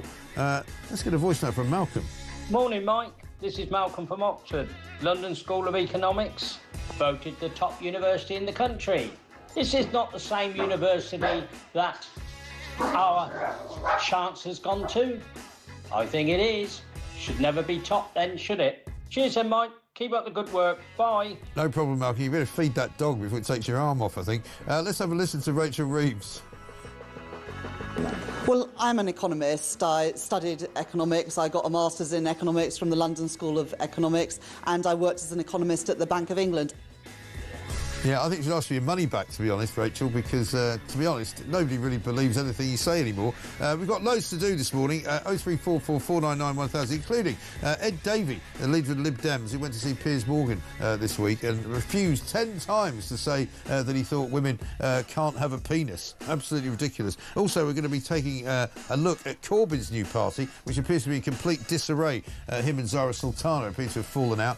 She's accused him of running a sexist boys' club. Also, there's a terrible couple of immigration stories around. A second man has been sent out of the country by Shabana Mahmood, an Eritrean man who was blocked from going just on Wednesday. He's now going out to France. But there's a plane load of migrants coming into Britain from France tomorrow. We don't know quite how many, and we don't know where they'll all be going, but it's not a great situation, is it? 0344 499 1000 is the number. Also, Del Boy's Bar, it could be yours for £600. Story in the Sun on page 9. You know who should be buying it, don't you? And putting it in Lord Ali's penthouse apartment in Covent Garden. That's right, Rodney. Come on, mate, stump up the £600. It'll be a good thing. You'll boost the economy for a little bit anyway. It's 5 minutes past 9. This is Morning Glory.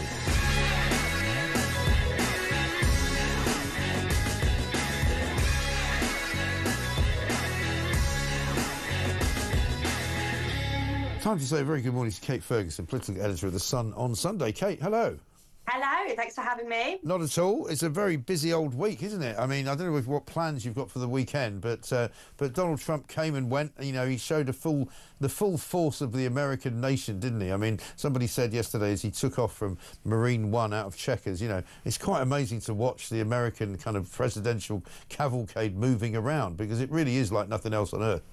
Yeah, I mean, it's literally, known as the beast for a reason. Yes, kind of Hurricane Trump came to town. As you were saying in your intro there, I think you're right. Keir Starmer will be breathing a big sigh of relief that they've got through this big historic second state visit without any big rows, big upsets, no major humiliation for Keir Starmer at that press conference yesterday. And Donald Trump playing ball with us, really, being quite nice to us, talking about how impressed he was by the pomp and pageantry we've laid on, and as you pointed out earlier, kind of sidestepping that very tricky Mandelson question, which everyone was waiting to see if that would be the big banana skin of this visit. Right. But Donald Trump sort of sidestepping it, not leaning in, not really saying much at all about Peter Mandelson's appointment and subsequent sacking. Yeah, I dare say Mandelson, who will no doubt have been watching that, will not be too happy to see that Donald Trump said, "I don't really know him," you know, which I thought was classic Trump, wasn't it? I don't know the guy, really. I don't know. What do you want to say? I don't know him. Yeah, exactly. To be honest, I suspect Peter Mandelson would... It might be a bit put out by that, but he'll probably be quite relieved that he didn't become the story. Yeah. Going into this state visit, there were many column inches devoted to this idea that would explode the whole thing. But that's the thing, isn't it? Before Trump arrived, every political commentator, every single political story was about the terrible state that Starmer was in, you know, the fighting going on inside of Downing Street, Morgan McSweeney and him kind of falling out over it, and people kind of knifing each other everywhere, and Mandelson supposedly plotting revenge. I mean, does that all now start up again? Yes. Good.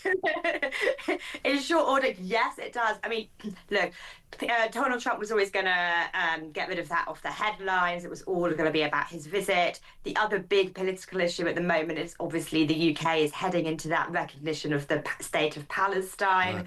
It's the UN General Assembly next week. We're expecting that to formally happen. I think it's Tuesday. But in terms of the politics of the moment, you're right. The two big issues are going to be still votes, immigration, border control. The state of the economy, which is, if you just pointed out, is poor, to say the least. And with that comes the kind of political intrigue, the plotting against Keir Starmer as people become restless with his leadership and Labour continue to trail massively in the polls. Yeah. So expect more knives out, more sharpening of the knives, more plotting at Labour conference, which is in just over a week's time. Well, I mean, seeing a piece in the papers there about Andy Burnham, who told BBC Radio Manchester yesterday, "I've never ruled out going back to Westminster," which is being seen very much as a kind of an opening of the floodgates for him to go, right, well, maybe we'll have a go. Yeah, I mean, Andy Burnham has definitely never ruled it out. In fact, we've all been he seems to have been waiting, kind of salivating in the sidelines for years, trying to get a seat back in Parliament so he can maybe run for leader one day. We did a story last Sunday where we said that some MPs are starting to call this the Etihad plot because so many of the Manchester sort of rebels are backing Andy Burnham to come back and to maybe be a challenger to Keir Starmer. Now, the big challenge for Andy Burnham is, can he find a seat? People are talking about whether or not he'll take this Andrew Gwynn seat, which is a Greater Manchester seat, which would be good for him. Obviously, a by-election now, though, will still be tricky. Reform are well ahead in the polls, right. And I don't know if you have any such thing as a safe Labour seat anymore. Well, that's the problem, isn't it? And how embarrassing would it be if Andy Burnham sort of gave up being mayor, stood in a by-election, then lost? Oh, it would be an utter humiliation. I mean, he wants a sure thing. Right. And so I think we're going to continue to hear his name talked about, continue to get whiffs of these plots. He's going to show ankle at the conference next week and periodically do these interviews, but he will want a sure thing seat somewhere which has been Labour for years and where that reform threat is not that big. So probably quite a metropolitan city-based seat, I think. Sure. And Lucy Powell, another part of that sort of Mancunian mafia up there, was being very critical of Keir Starmer just before Trump arrived, and she very much the front runner to be deputy leader. That's going to cause friction for Starmer as well, isn't it? Yeah, I mean, Lucy Powell how she's this Mancunian MP, she's mates with Andy Burnham, but crucially, she just got sacked by Keir Starmer, right? He just bulleted her in his reshuffle. So what does she do? She says, I'm going to go and run and become deputy party leader. And she's the bookie's favourite at the moment against Bridget Phillipson, who's more the number 10 choice. Yeah.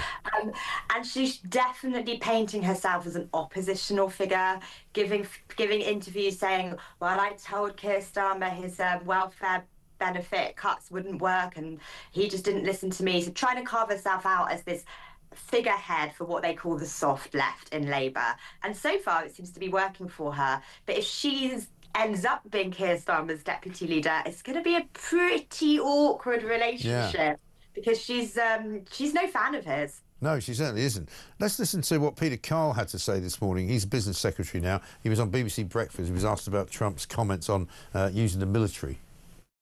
We have the UK border force that is now established and has been reinforced and bolstered and have new powers under this government. The Navy actually does have a working relationship with the UK border force, and the Navy can be called upon if needed. So we do have the functional relationship that we need between our military and keeping our borders safe and secure. But what we really need at the moment is our military focused on all of those really key issues around the world where are directly relating to our national defence. They keep wheeling Peter Kyle out. It's almost as though he's the only last member of the cabinet they can trust. Peter Kyle's still a loyalist. Yeah, was he on the Sunday round as well? Yeah, I mean, they do wheel him out. They don't have that many people to pick from, maybe. Yeah, I think that's part of the problem. And also, Trump didn't miss a beat when he got back onto Air Force One. He made his final kind of swipe at Sadiq Khan, and he said this. I didn't want him there. I asked that he not be there. I don't want them. I think the mayor of London, Khan, is among the worst mayors in the world. And we have some bad ones. If you look at Chicago, but I think he's the equivalent of the mayor of Chicago. I think he's done a terrible job. Crime in London is through the roof. The mayor of London, Mayor Khan, has done a terrible job. And on immigration, he's a disaster. No, I asked that he not be there. He wanted to be there, as I understand. I didn't want him. So he basically said he banned Sadiq Khan from coming to any of the various functions over the last few days. Their feud is going to go on forever, isn't it? Sorry, my phone just slipped over there. Yeah, I mean, like, these men really hate each other. It dates back to Donald Trump's first stint as president, where he had all these explosive Twitter spats with Sadiq Khan. They've been at war for years. It's funny that that Sadiq Khan wanted to be at that state banquet. I mean, he doesn't like Donald Trump. Why did he want to be there? I'm not surprised he kind of was quietly told, you can't come. No, exactly right. And shall I play, I don't know if you've seen this, have you seen Ed Davies' interview with Piers Morgan? Not yet. No, you tell me. All right, let me show you this. This is quite funny. This is when he was asked by Piers Morgan about his previous position on what a woman is. In May 2023, you told LBC that women quite clearly can have a penis. Well, actually, I didn't say that. What did you say?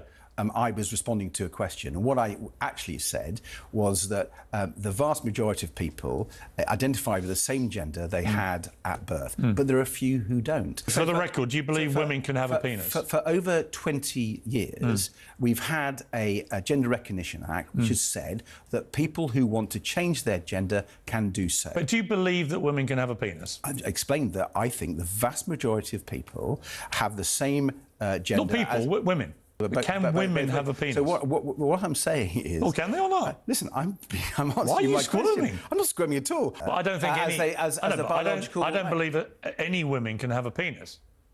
You seem to think that some can. Well, I go back to what the law says. The law is really clear. It's one of the reasons why when the Supreme Court made its ruling, which some people didn't like, I said we accept that ruling. So you now accept women can't have a penis? I accept the ruling of the Supreme Court really clearly. I expect that... So do you understand, notwithstanding what you feel about Trump, do you understand people watch this kind of exchange and they go, what is he talking about? Have you ever met a woman with a penis? No. But oh, there we go. But what does that tell you? I mean, I don't know why he bothers Ed Davey, really, because if he knew that he was going to be asked that question, why does he go into Piers Morgan's studio and just look like such a plonker? Yeah, I mean, the amount of times we've seen politicians squirm over this one, I think people get themselves bound up in knots because they're so desperate not to offend, and then you end up in this sort of Alice in Wonderland, up is down, down is up world, where people just can't acknowledge or admit, physical biology and the very basics of human existence. So, like the physicality of it. So I think that's Ed Davey falling foul of Piers Morgan there, as we could predict. But also they've made it easy now for politicians because the law has been changed. The Supreme Court has come out and actually given a definition which they can all hide behind. And they can, I mean, you sort of try to get near there at the end. You just go, well, I agree with what the law says. You don't have to do anything else. Yeah, exactly. I think when that ruling came out, literally politicians everywhere like, phew, finally, I don't need to come up with my own formulation for this. Like, I can just say I agree with the judge. So, exactly, he probably just needs to rehearse that one a bit more, Ed David. But it does speak to this wider point, right, where you do have politicians who just are so unwilling to call a spade because they're terrified of falling foul of an interest group. Interesting. Now, I know you probably won't be able to tell me anything in any great detail, but have you got some surprises coming up for us on Sunday? Yeah, I think we should have like one that will be quite a big talker, which I can't really tell you about. Okay. And we'll be getting a bit more into these plots that are swirling around the Labour Party. Yeah. Well, I mean, the plots aren't going to go away, are they? That's one thing. No, honestly, watch this space. It's going to be thick with them over the coming months. Excellent. Good stuff. Look forward to reading it all on Sunday. Kate Ferguson there. Thank you very much. Political editor for The Sun on Sunday. This one from Scooby Sue. On Starmer's response to whether or not we are still a Christian country, he seems to have forgotten he had dinner the night before with the head of the Church of England. I feel there had been ground rules set before the interview after the embarrassing press conference in Scotland. Starmer shut Trump down more than once. Great show as always. Sue, currently in Cyprus, where an awful lot of people are thinking of going. Philip from Fareham says, Mike, if the first one out was an Indian, why can we just not deport him to India outside of this scheme? There is no war in India. We have a good relationship with India. It is a sad state if we cannot deport anyone back to India. Well, somebody's pointed this out before because the French can deport people back to India, which is why they've taken the character. It's all very odd. Let's get a voice note from Pete. Morning, Graham, mate. Pete from Lancashire. Spoke a few times, bud. This one in, one out thing, mate. What's it about? What's it about? 3 Border Force agency people flew with Air France, which has probably cost a fortune, for one person. And then them Border Force people are going to come back at a significant cost. You may as well just stay in a hotel room, mate. You know, and when there's 240 ready to go, stick them all on a plane and off you pop.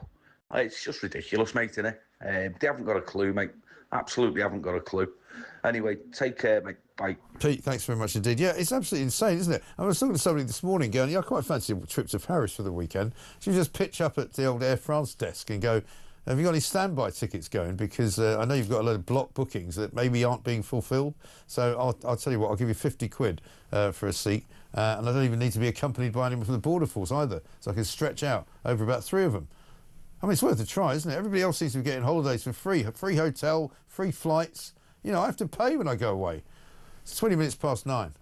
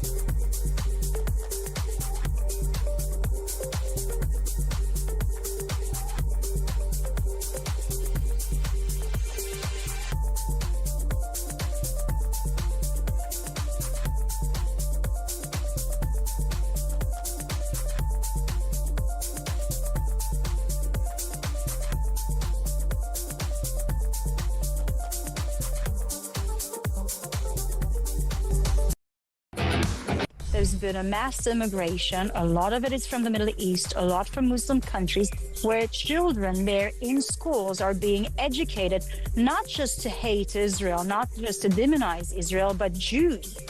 They come into your country with those anti-Semitic perspectives and norms. And when they don't assimilate into your democracy, your tolerant society, and the values that you believe in, then that plague called anti-Semitism is continuing to spread.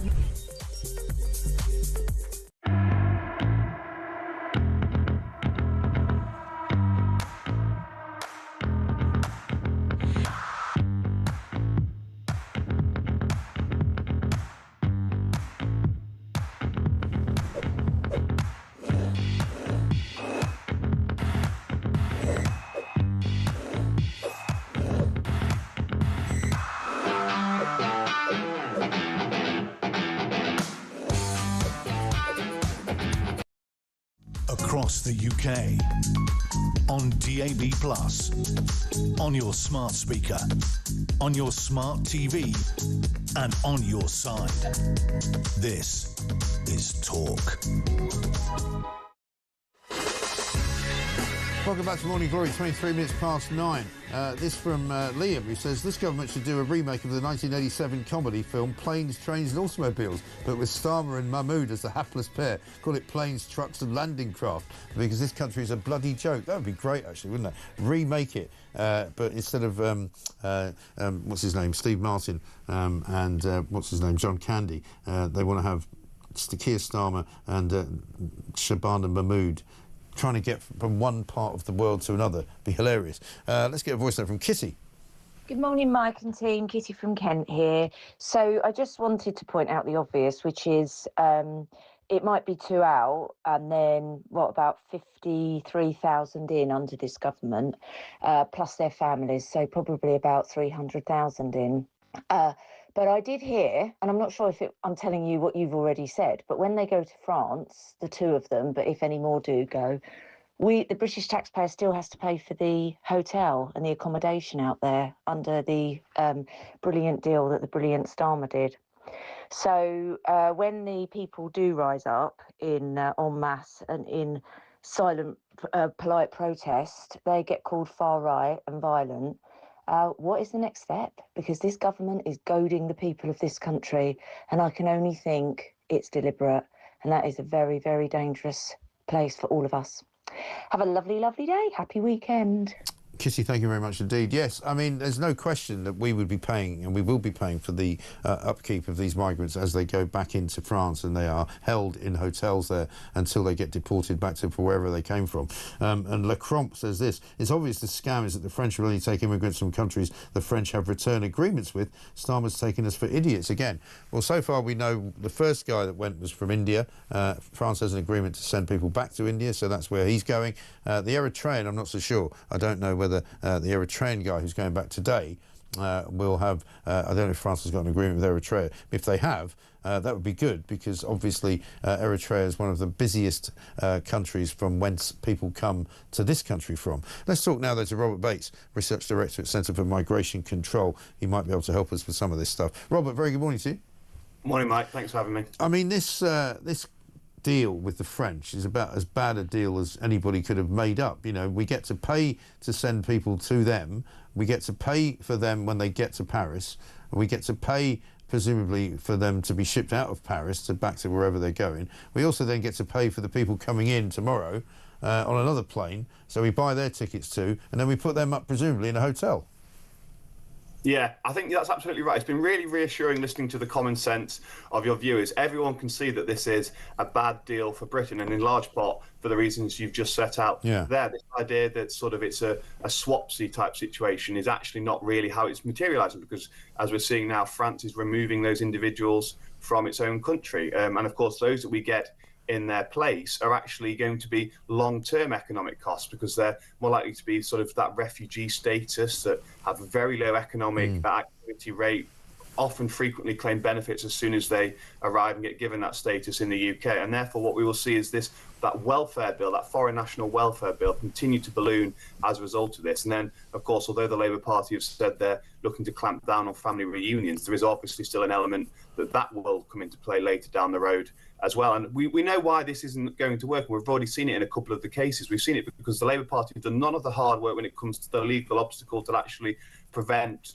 deportations or removals. We've seen, more and more appeals being made for modern slavery and trafficking cases, which is, of course, thanks to Theresa May ramming through some ridiculous legislation towards the end of her tenure. So this is a plan that is really papering over the cracks, and they'll be making big hay out of these 2 flights having taken off. But in the long run, this does nothing to address the systemic problems, and it won't be anywhere near the deterrent that we actually need. And we're being told that it looks as though at the moment, because of the relatively calm looking day and the seas being pretty flat, there's about 5 minimum, possibly 6 or 7 boats coming this way today alone.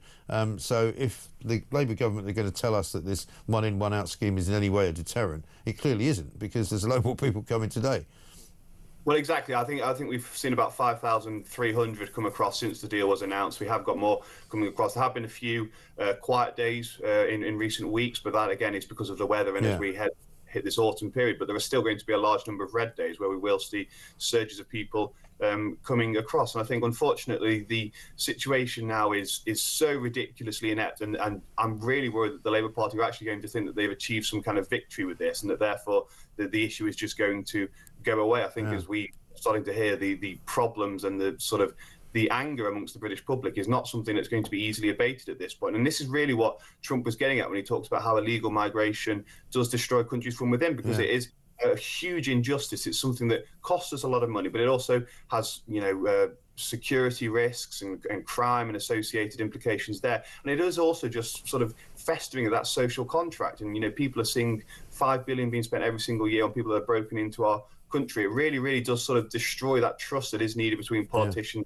and the electorate. No question. And there's a further kind of problem which has emerged today, and we sort of picked up on it from last night. There was a big protest out in at Loughton in Essex yesterday, because around about where the Epping hotel is, and this guy's not actually from the Epping hotel, there's another sort of illegal migrant who seems to have been wandering around the town, wandering into school grounds and, sort of posing in people's back gardens and generally hanging around. Now, the police have said that he's a homeless asylum seeker, a homeless illegal migrant, which can either mean that he's come in on a boat which wasn't escorted by a border force, because we know that a lot of that happens on the south coast, where people just come in, jump off a boat and run into the town, or he's somebody who's had his asylum claim turned down, and he's supposed to have left the country, but he hasn't.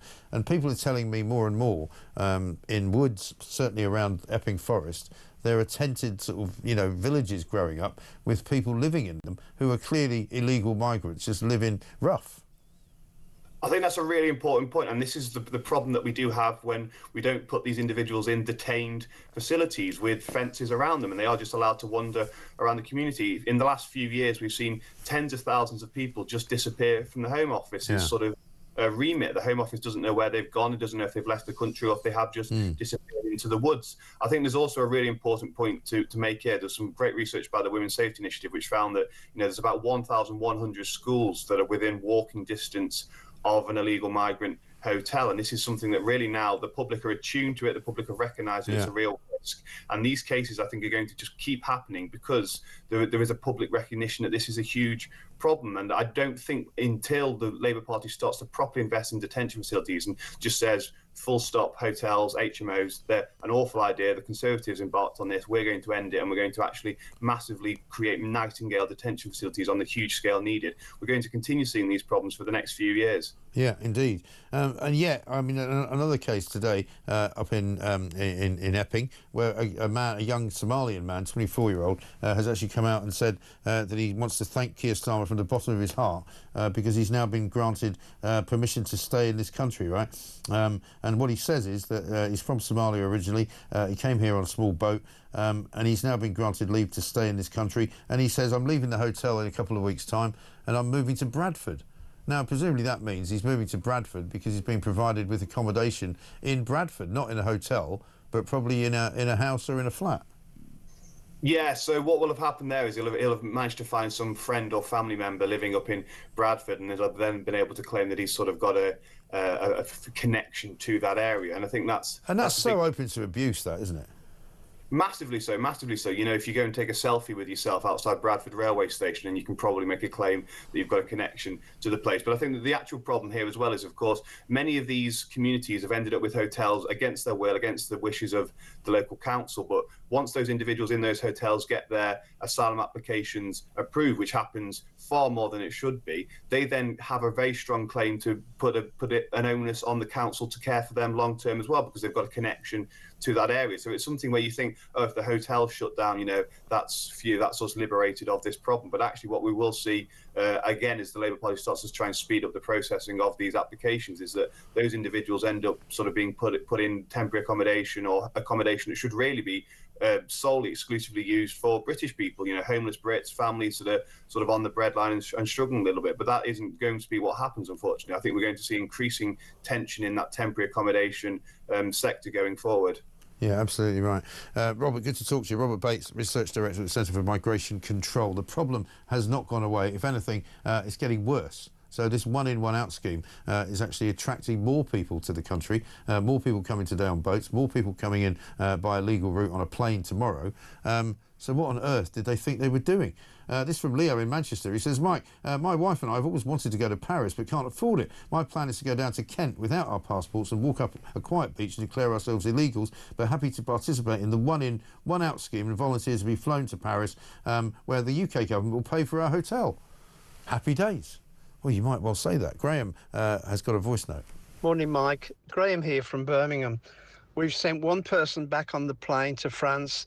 Now, this plane that's coming over from France will be full. It will be standing room only. The French would be stupid if they sent one person. There will be 200 or 300 on that. And don't forget those who are still coming over on the boats.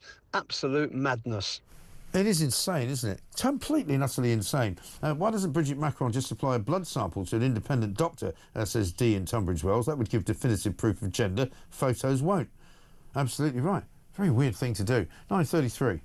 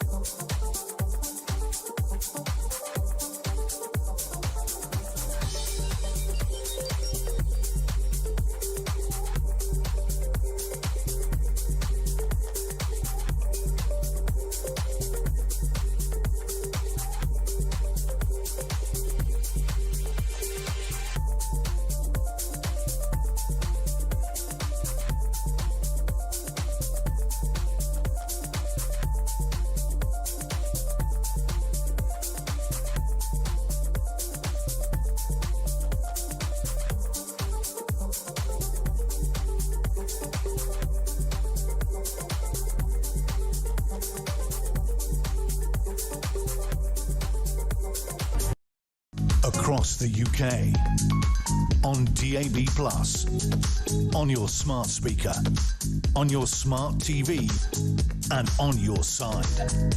This is Talk. Welcome back to Morning Glory, 9:36. I'm Mike Graham with you all the way through until 10. Of course, Alex Phillips here taking you through until 1 o'clock. Later on today, 7 o'clock tonight, Plank of the Week. You don't want to miss it. Another fabulous show with all the plankery that's going. It's quite remarkable that we only have to do one show. Let's get a voice note from Greavesy. You put a migrant in, a migrant out. In, out. You do the migrant cookie and you turn around. That's what it's all about. Ooh. Brilliant. Greavesy. The one in, out. Great. Let's talk to Jeremy Kyle, who is, of course, Talks Presenter on Drive Time. He's with us now because he's made a bit of news overnight. Jeremy, very good morning to you. Oh, the migrant cookie. How are you, son? I'm very good indeed. Listen, I want to kick off with a fantastic piece of interviewing technique by Harry Cole here. Yes. Harry Cole Saves the West. He had you on his show, his brand new show, just the other day. Check it out. It's starting to feel to me you're ready to be the man in the arena. Really? Listen, you were at the Reform conference last week. it. You hosted it. Did you get a flavour of that? Do you like that? I'm very honest about that, and I think maybe also it's to do with being really old. 60. You're supposed to say, "I don't look it, Harry." Brilliant. Let's crack on. I was told never to be afraid of dead air. Hey, good boy. Who told you that? You sound like a politician, Jeremy Kyle. Just tell us, are you running or not? We'll see. Politicians answer. So all these newspapers have written stories now saying Jeremy Kyle might run as an MP. What's going on? Extraordinary, isn't it? First up, taught Harry well, didn't I? What a good job he's doing. Very good. Harry Cole Saves the West. I was listening to you this morning. I hear, according to Richard Tice, that the process of being selected is an enormously difficult one, and I might have to go to the Supreme Court. Yeah. If and when I ever decided that was the case. Yeah. Listen, Mikey, you know the score, mate. We've done it for months and months on Talkers about common sense. There's no doubt right now, in my mind, in your mind, in many people's minds, that Nigel Farage is speaking the language that I believe millions of people in the UK are crying out for, which is to put an emphasis on the things that matter. I say it every day. When your own population is suffering because everybody else is getting more, people will begin to say this isn't good enough. 4 years is a long time, but like I say to you, I said to you this morning, I wouldn't rule anything out. I'm loving what I'm doing on Talk, but you know what? Who knows, for God's sake? But it makes me laugh. These newspapers, honestly, we work in this business. It's extraordinary. I was driving up this morning listening to you. I had 11 calls. Is it true? Will you come on? Even those people at that station we can't mention, ITV. Ooh. No, do one. What are you talking about? That's fantastic. I mean, it's great when they have to keep chasing you, though, isn't it? I mean, it's something quite sort of rewarding about it at the end of the day. But, you know, the thing is, people are fascinated by what's happening with reform. They saw Danny Kruger going there this week. Yep. They see the collapso of this government. You know, Keir Starmer thinks Donald Trump's 2 days visit is going to save him. He ain't. He's barking up the wrong tree because all the knives are still out. He's going to wake up and they're still going to be searching and circling around him like vultures. I suppose if I'm being really generous, we should give him credit that he managed to keep Trump on side. I think Trump was on best behaviour. I think he was seduced by all the pomp and pageantry. He loved the royal second stuff, statement. didn't he? He loves all that. He's an Anglophile. His mother was born in Scotland. That was always going to be the case. But for me, have you seen that poll this morning? 34% Reform, 16 Labour, 16 the Tories. That might change, Mikey. Nobody knows. I hear the criticism every day. Oh, Reform aren't experienced. But I think a lot of people, certainly our listeners, will go, hold on a second.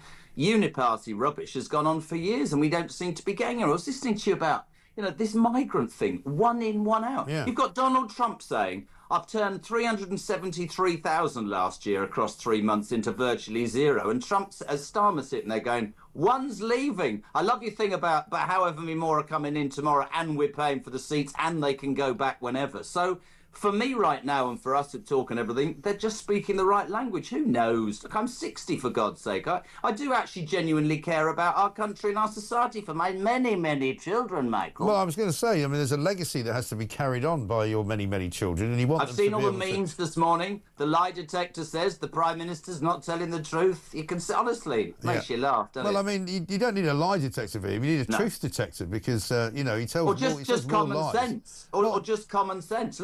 Look in Starmer's eyes. I don't actually believe when you look at his eyes, he believes what he's saying. Honestly, I don't believe that for a million years. Well, he was asked at the press conference, is this still a Christian country? And he's said before in interviews he's an atheist, right? And instead he started mumbling on about how, I was christened. So, you know, that's the religion of... Can I just salute you for the country?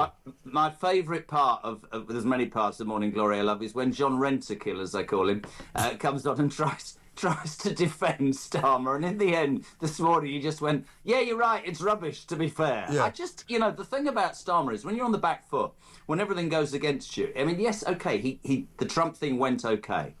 But for us as a country, as a nation, as the United Kingdom, to be able to go, oh, we've got rid of one. We're not allowed to fly our flag. Honestly, no. I do despair, mate, and we'll see where it ends up for all of us. But also, I think there's a lot of people believing. Yeah, and the bar is set so low for Starmer now that basically Labour are saying, you know, he got away with it. You know, he didn't get completely and utterly embarrassed by Donald Trump. He didn't make any terrible gaffes. He wasn't made to look a complete and utter fool.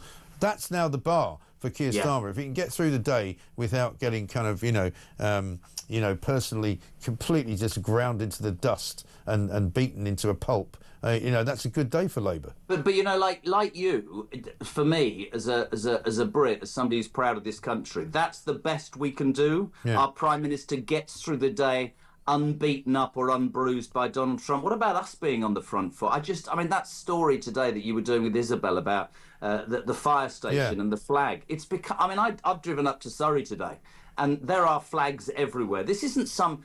And again, I said it to Harry. I'll say to you, I don't think anymore it works for the ruling masses to go, they're all right-wing thugs. Nobody likes the far right. Nobody likes the far left. But there are a huge number of people in this country who are going, what about Great Britain? You know? Absolutely right. Now, we should mention, I don't know if you saw it yesterday, we had Lewis McLeod is going to join us on stage on the 15th of November. The World of Common Sense, Mike Graham and Jeremy Cole's World of Common Sense. There's a few tickets left. Lewis McLeod's going to be joining us. He's going to be on your show, I think, next week to talk some more about it. If you've ever seen Dead Ringers, not that I would ever promote the BBC, but Dead Ringers is fantastic. He's one of the greatest voiceover impressionists you could ever meet, Lewis McLeod. He is going to be one of several special guests. It is the 15th. It is the Shepherd's Bush Emperor. I know from speaking to loads of people, Mikey, you know, things are tight and London's London, and there's great plans for us to go across the UK in a tour next May and June, which we're getting into organising now. But it will be... Oh, I want to give away that where it's all going to start, but I can't because I'll get into trouble. Let's just say, Christian, don't fret. I'm going to use my brain here. Let's just say it could be that we start the night on a beach. It could be. It could well be. That's all I'm going to say, peeps. Right. OK. All right, that's all we're going to say. There's a few left. Do grab them because we're going to have a fantastic night, and I'm honoured to be working with you, my friend. Not at all. Now, we've got a couple of things to show you. We've got Plank of the Week coming tonight, so let's have a look at that first. I can't believe this man has been elected twice. And shame on Londoners, actually, because only 1 million people voted for him last time. If you don't like this man, who's more interested in himself, I think, than you, get out and vote next time. I think he's a disgrace. He is a disgrace. And he's also become, this week, the highest-paid UK politician, believe it or not. On what? £170,000 a year. Wow. And the rest, of course, because he's got all sorts of, expenses that he gets paid. He's got green Range Rovers, though, hasn't he? He's got a bulletproof Range Rover, I think. Which he takes his dog for a walk in. You know, it's that big the car he takes his dog for a walk in it. Yeah, it's that big. Thank you very much.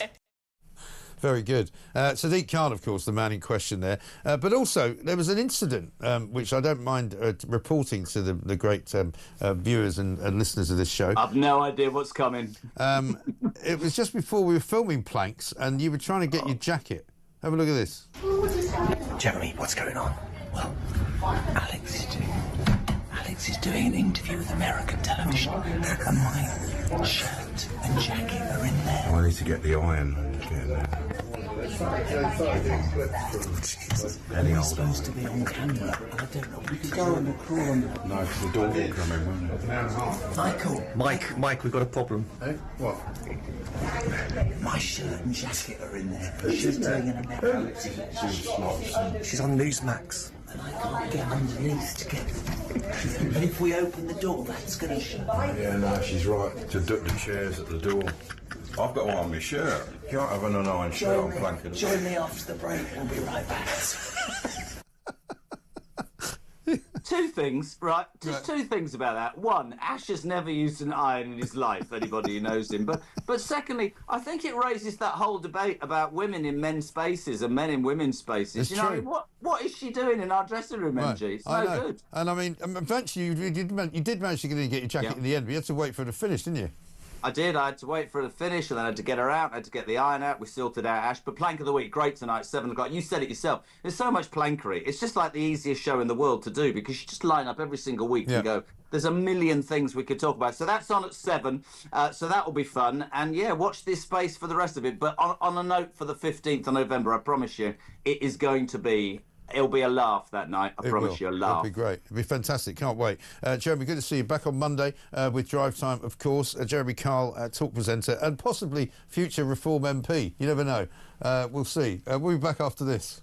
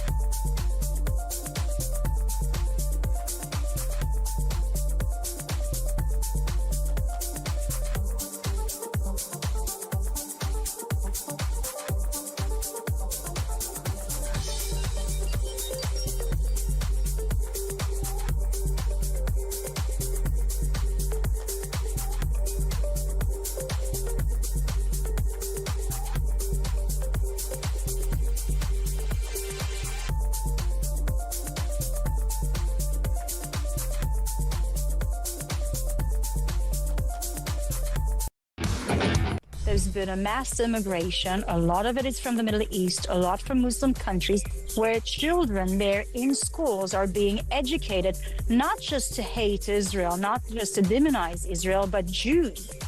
They come into your country with those anti-Semitic perspectives and norms.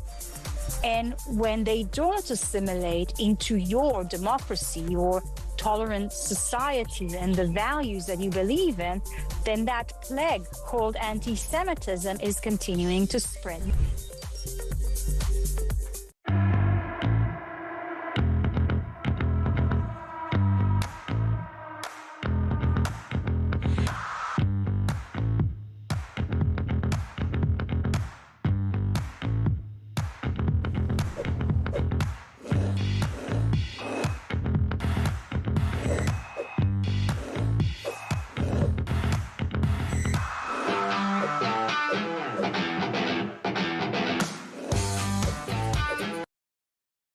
Across the UK, on DAB+, on your smart speaker, on your smart TV, and on your side.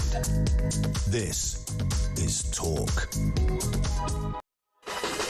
Welcome back to Morning Glory. It's 10 minutes till 10. It's very nearly the weekend, for me anyway, I have to say, although Plank of the Week comes up at 7 o'clock. How about this from Julie in Notts? She said, morning, Mike. Ed Davey, what a plonker. You still can't define what a woman is. These politicians don't want to offend the transgender lobby, don't mind offending women. Well, that's the bit they don't get, isn't it? Absolute idiots. There we are. Anyway, listen, Connie Shaw's here. Connie, very good morning to you. Morning, Mike. Nice to see you. External Affairs Officer for the Free Speech Union. Very busy time for you these days, right? Have a look at this. This is Harry Cole Saves the West. I'm talking exclusively to one of your very many now clients, Deborah Anderson, who was quizzed by the police for saying something mean on the internet. Did it make you feel like a criminal? Yes, I've never been arrested in my life. I live a very quiet life. And here's the thing. Ultimately, it comes down to this. Pardon me. Even though I never found out what it was that I said exactly or what it was about, I even tried to find out roughly what it was about, and he couldn't tell me. The point is this. He said it wasn't against the law. This was not, he wasn't going to arrest me. I wasn't, I wasn't going to be arrested. So I'm kind of like, whatever it was I said doesn't matter, because if it's not an arrestable offense, then why is he at your front door? Exactly. Absolutely. What's your message to Keir Starmer then? What's your message to the British government as an American citizen who's felt the tough end of the British state for seemingly no reason at all other than being, as you put it so succinctly, a bit mouthy on the internet? What's your message to the British government? Well, I hadn't really thought this one through, but I would say that the British people are going to fight. They're not afraid to fight. They've been quiet all this time. They've been polite. They've been well behaved. But I think they're going to push things too far. I think people are starting to get angry. I don't think there's any doubt about that. Connie, this is a woman who was visited by the police for something that she posted on Facebook. They wouldn't tell her what it was that had upset somebody who had complained about it. And this is happening so much, isn't it, now? Yes, I mean, it was one of the most extraordinary things we've seen at the Free Speech Union. I mean, the whole video was just incredible. The fact that Deborah had the presence of mind to actually get her phone out to record such a visit, because I think often people hear about these things happening, but until you see it, it's quite hard to believe. And for Deborah, she couldn't believe it either. I don't think anyone could. No. And it's extraordinary that the police officer in question, he actually said the words, something you've posted has upset someone, and he was round her house ultimately asking her to apologise, and said if she didn't, then he would potentially have to take her for an interview, and she was very clear with him that she's a member of the Free Speech Union, and if she goes to an interview, she'll be there with a Free Speech Union lawyer. Right, and so do you recommend to people that if something like this does happen to them, the police do turn up, that they just film it? Well, yeah, I guess so. I mean, she has absolutely every right to. He's in her home, exactly. But we've had a huge influx in people signing up after this video, because I think, like I was just saying, when you see a video like that, it kind of brings it all to reality. I'm one of our members, Robert Moss, who we're helping. He had the police at his front door, raided his home, took him to a police station for criticising his employer on Facebook. When I spoke to him over the phone, he said that when he would hear about these things, he didn't really believe that it was really happening in the way that it was talked about, and then it happened to him. So I think this video has really opened people's eyes to the reality of what's going on in this country. It seems to be going on an awful lot more than we realise, and I've heard so many times different police officers and different police chiefs saying, oh no, we're not doing that anymore. Politicians saying you shouldn't be doing it. People saying, cancel this whole idea of, non-crime, hate crime reporting. But yet it seems to be getting worse. Let's have a look at what Keir Starmer said when he was at the press conference yesterday with Donald Trump about free speech.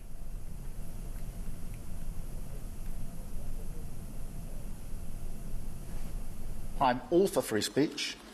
I'm also for protecting children from things that will harm them, paedophiles, those that peddle suicide, which had a terrible consequence for individual, particularly teenagers.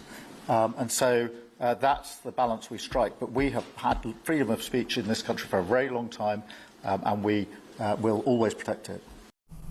That's just not true, is it? I mean, he doesn't really mean that. And also, he says he wants to protect people from paedophiles, but he doesn't mind appointing an ambassador to the United States of America whose best pal was a convicted paedophile. Well, quite. But it was extraordinary because out of all of the times where Keir Starmer has given these assurances, no matter how false they seem, this one, in my opinion, was the strongest he's given. We protect it jealously and fiercely, and we always will. But he then diverts as quickly as possible to referencing the Online Safety Act and using thought-terminating cliches as we want to protect children from paedophiles. Of course we do. And that's a very hard thing to argue against because no one would. Of course we want to do that, but that doesn't mean that there aren't huge issues with the Online Safety Act that are going to impact American tech companies. Any company around the world that has a large reach in the UK will be subject to our laws. If they breach the rules of the Online Safety Act, they can be fined up to £18 million or 10% of their revenue, whichever is higher. So that is a great concern to the Americans. And of course, Deborah Anderson, she's an American citizen. If we had something like the First Amendment in this country, we hopefully would be protected from things like that. And that's why one of the reasons why Kemi Badenoch has appointed Toby Young to do this policy review. We really do need something like the First Amendment in this country. I think we do. Also because there's no framework really within which to work, so people don't know where the rules are. Exactly. They don't know, you know, if you're posting something on Facebook, when you're probably not thinking about who you're going to upset with it, but you don't know, there's no suggestion of what the boundary is anyway. Precisely, and that was one of Deborah's points. She put the exact same point that you just did, that it's very vague in the UK what you can and can't say, because we don't have very strict definitions of what is and isn't acceptable. You know, this idea of stirring up hatred, it's all quite subjective in the way that, and just you can see that the way it's subjective, the way that it's applied by the police and by the courts. So we really do need to have some extra clarity on these things. And the police don't really seem to know where the rules are, where the laws are either, because quite often we see them coming around saying, well, we understand it's not a crime, but still you've caused distress or upset. Well, so what's that going to do with you? I know, it's extraordinary. Again, one of Deborah's points. Why is it that a police officer is coming around to tell me to apologise to someone? She said it felt like her mother telling her off to say, oh, you've got into a fight with another child, you need to apologise. If not, there'll be consequences, which is exactly what the police officer said. It's just absolutely extraordinary. I mean, this video has now been viewed millions of times on Twitter, and I really don't know how much longer Starmer can continue this lie that they are protecting freedom of speech. I don't know how much longer he can continue saying that. He only really says it, doesn't he, in front of Donald Trump, though? I mean, he doesn't really say it when Donald Trump's not around. I mean, the 3 times I've seen him say it was on both occasions when he was sitting with him in the same room, and once on the phone. And people are now beginning to realise that he's a pretty disingenuous figure, not just on free speech, but on a lot of other things as well.